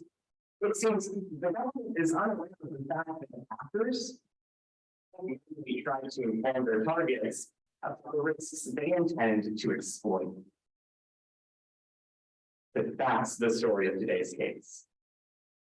Just because my client had the foresight to test and to code for a vulnerability, just because he was right, the government is blaming us for it. Here's a story second one. Anyone could have committed this attack. See, the problem with the government is that even they don't dispute my client was right. And the code was a massive security risk. Today, you heard from two experts who agree on almost everything. Both of them agree that Code was vulnerable to you. Both of them agree that Code lacked security features. Both of them agree there are methods which a hacker can take to bypass password protections. The only difference between these two experts is that our expert didn't ignore those things. Dr. Walker told you how easy it could have been for someone to commit this attack. All they need is a body. One of the most common and prevalent tools in the entire world, and Code would have been almost defenseless against even the most novice of hackers. In other words, the list of potential suspects for this crime is massive. Anyone could have committed this attack. The government didn't care. They made a deal for the one person who tried their hardest to prevent it. Now, the government did at least attempt to try and prevent him with some of our data from January 14th. And they called an expert witness, Dr. Val Weerasekra. Dr. Weerasekra provided you with two pieces of evidence. She claimed to link my client to this crime. First, she said the attacker was from Pasquale, the same city where my client worked.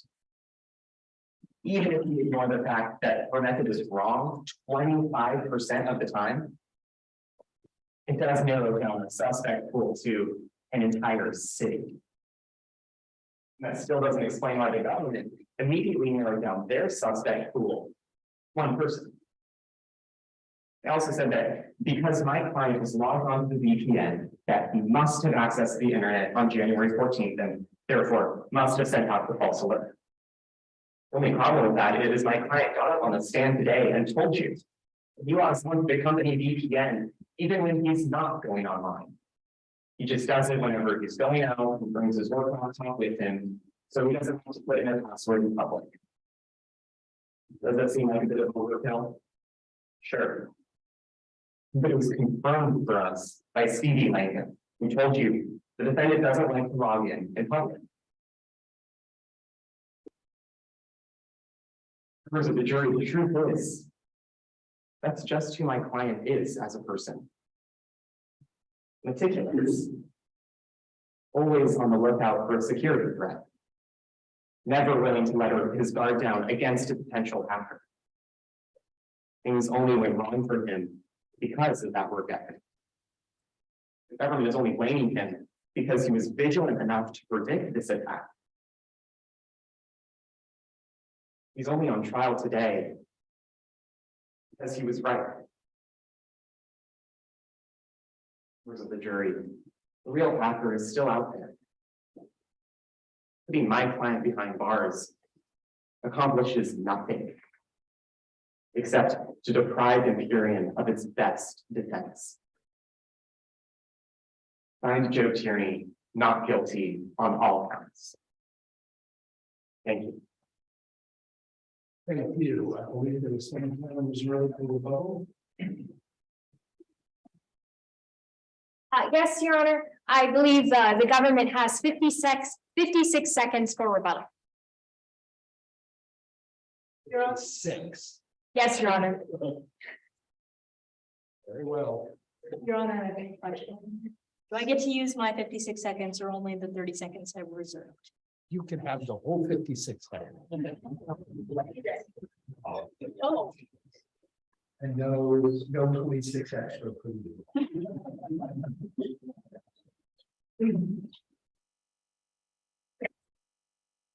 Members of the jury, the defense today were alleging too many coincidences. It can't be a coincidence that the decides to leave his office in peace with the attack. It can't be a coincidence that Joe Tierney decided to clear his cache the one day of the attack. It can't be a coincidence that Joe Tierney accessing Q4 on the URL on the website using URL experimentation was the exact method that the attacker used. Now, the defense hasn't provided you any other alternatives, and that's because there are none. There are no ways for anyone else. The attackers, the foreign, that are the defense, they don't have a, there's no financial gain, and there's no in general. But Joe Tierney should have a motive. Because he was angry, and that's why we ask that you find him guilty. Thank you.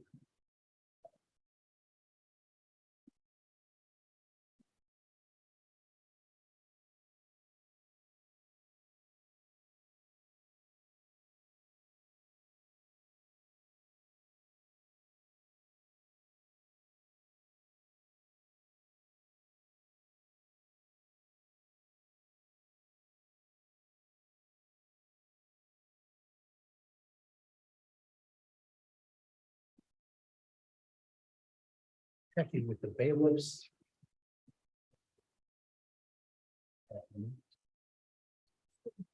Do my school.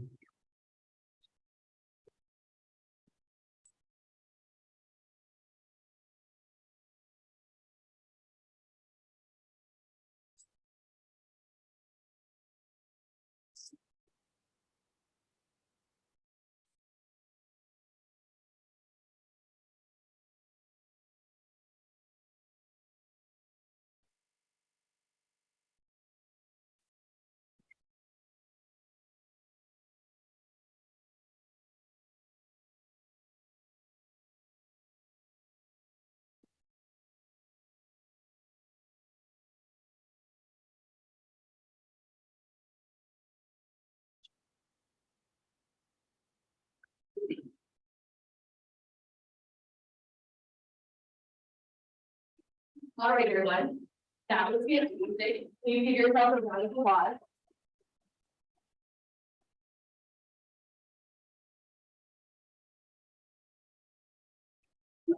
All are doing this for just don't be afraid of fantastic. Stand on, stretch out your leg a little bit, take a deep breath. No one wanted to start. Judges, there's a lot of you and you're all fantastic. But just in the sake of getting these amazing students back to closing ceremony in time, can we keep comments very brief, like 1 or 2 weeks? Can you contact Friedman office of your comment? Is that okay? Yeah. Perfect. Question.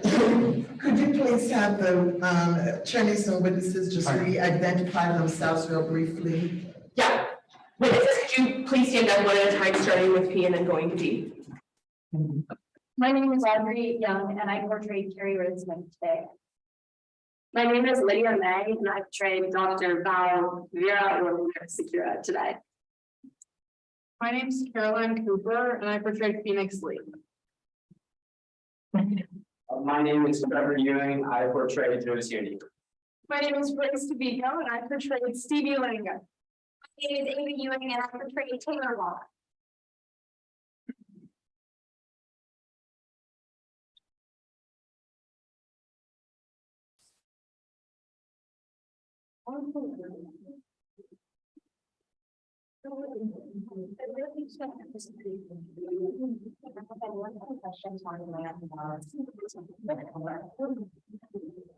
Sorry. My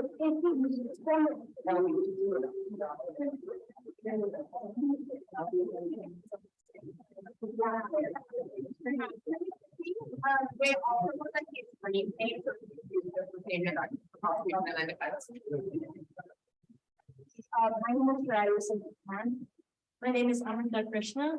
My name is Rosia John Legetta. My name is Brendan Young. My name is Ashlyn Tucker.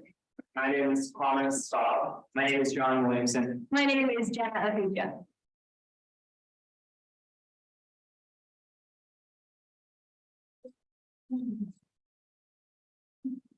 Everybody ready? I'm gonna talk for a minute while you guys finish your scoring. Ladies and gentlemen, my name is Dan Friedman. I'm a judge of the Maryland Court of Special Appeals. The Court of Special Appeals is the state's intermediate appellate court. I was appointed 8 years ago by Governor O'Malley, and I am currently serving a 10-year term on that court. I hear appeals. I'm not a trial judge. And in that way, I think we're all portraying our play acting a little bit. I am not usually a trial judge. What I hear appeals as part of a 3-judge panel, and it is only lawyers and we don't have witnesses. So the way I see trials most of the time is to read transcripts later on appeal when somebody says that the trial judge did something wrong. That is not to say I have not seen a trial or two during my career as a lawyer. Let me say this. I think mock trial is a wonderful experience, and you all just did tremendous work. I watched. I know you won't believe this, but let me tell you, I see lots of lawyers and read lots of transcripts that are much less well done than the trial I just watched. You should be very, very proud of the work you did today. I want to make one comment to everybody. And I recognize that my description of dancing will not match up with your description, with your understanding of what dancing looks like. But traditional dancing, there are 2 partners and they dance together, and it is traditional that one partner, and I'm an old man, so you'll forgive that there were traditional gender roles as part of the dancing, but the man would lead. And the skill of being the woman in the dancing was letting the man think he was leading, actually doing the leading. And the reason I point that out is the point that is important is the judge thinks that it is the judge's courtroom. And your job is to let me think that it is my courtroom, while you in fact do the same steps backwards and in heels, as they used to say about grace, never mind, backwards and in heels. So your job is to lead me without making me feel led. What I experienced from yours was a little bit of pushing about telling me what you wanted your trial to be. It is your trial and you should lead it, but your job is to make me feel as if I'm in charge as you lead. So one way to do that is to suggest that would now be an appropriate time, Judge, for me to call my witness, or could I now begin my cross-examination? That's a way you can help a judge feel like he's leading without actually leading. That is my brief comment to everybody. Let me restate how pleased and proud I am of all of the witnesses and all the lawyers. You did a tremendous job. You should be very proud of yourselves. And thank you for participating. Thank you.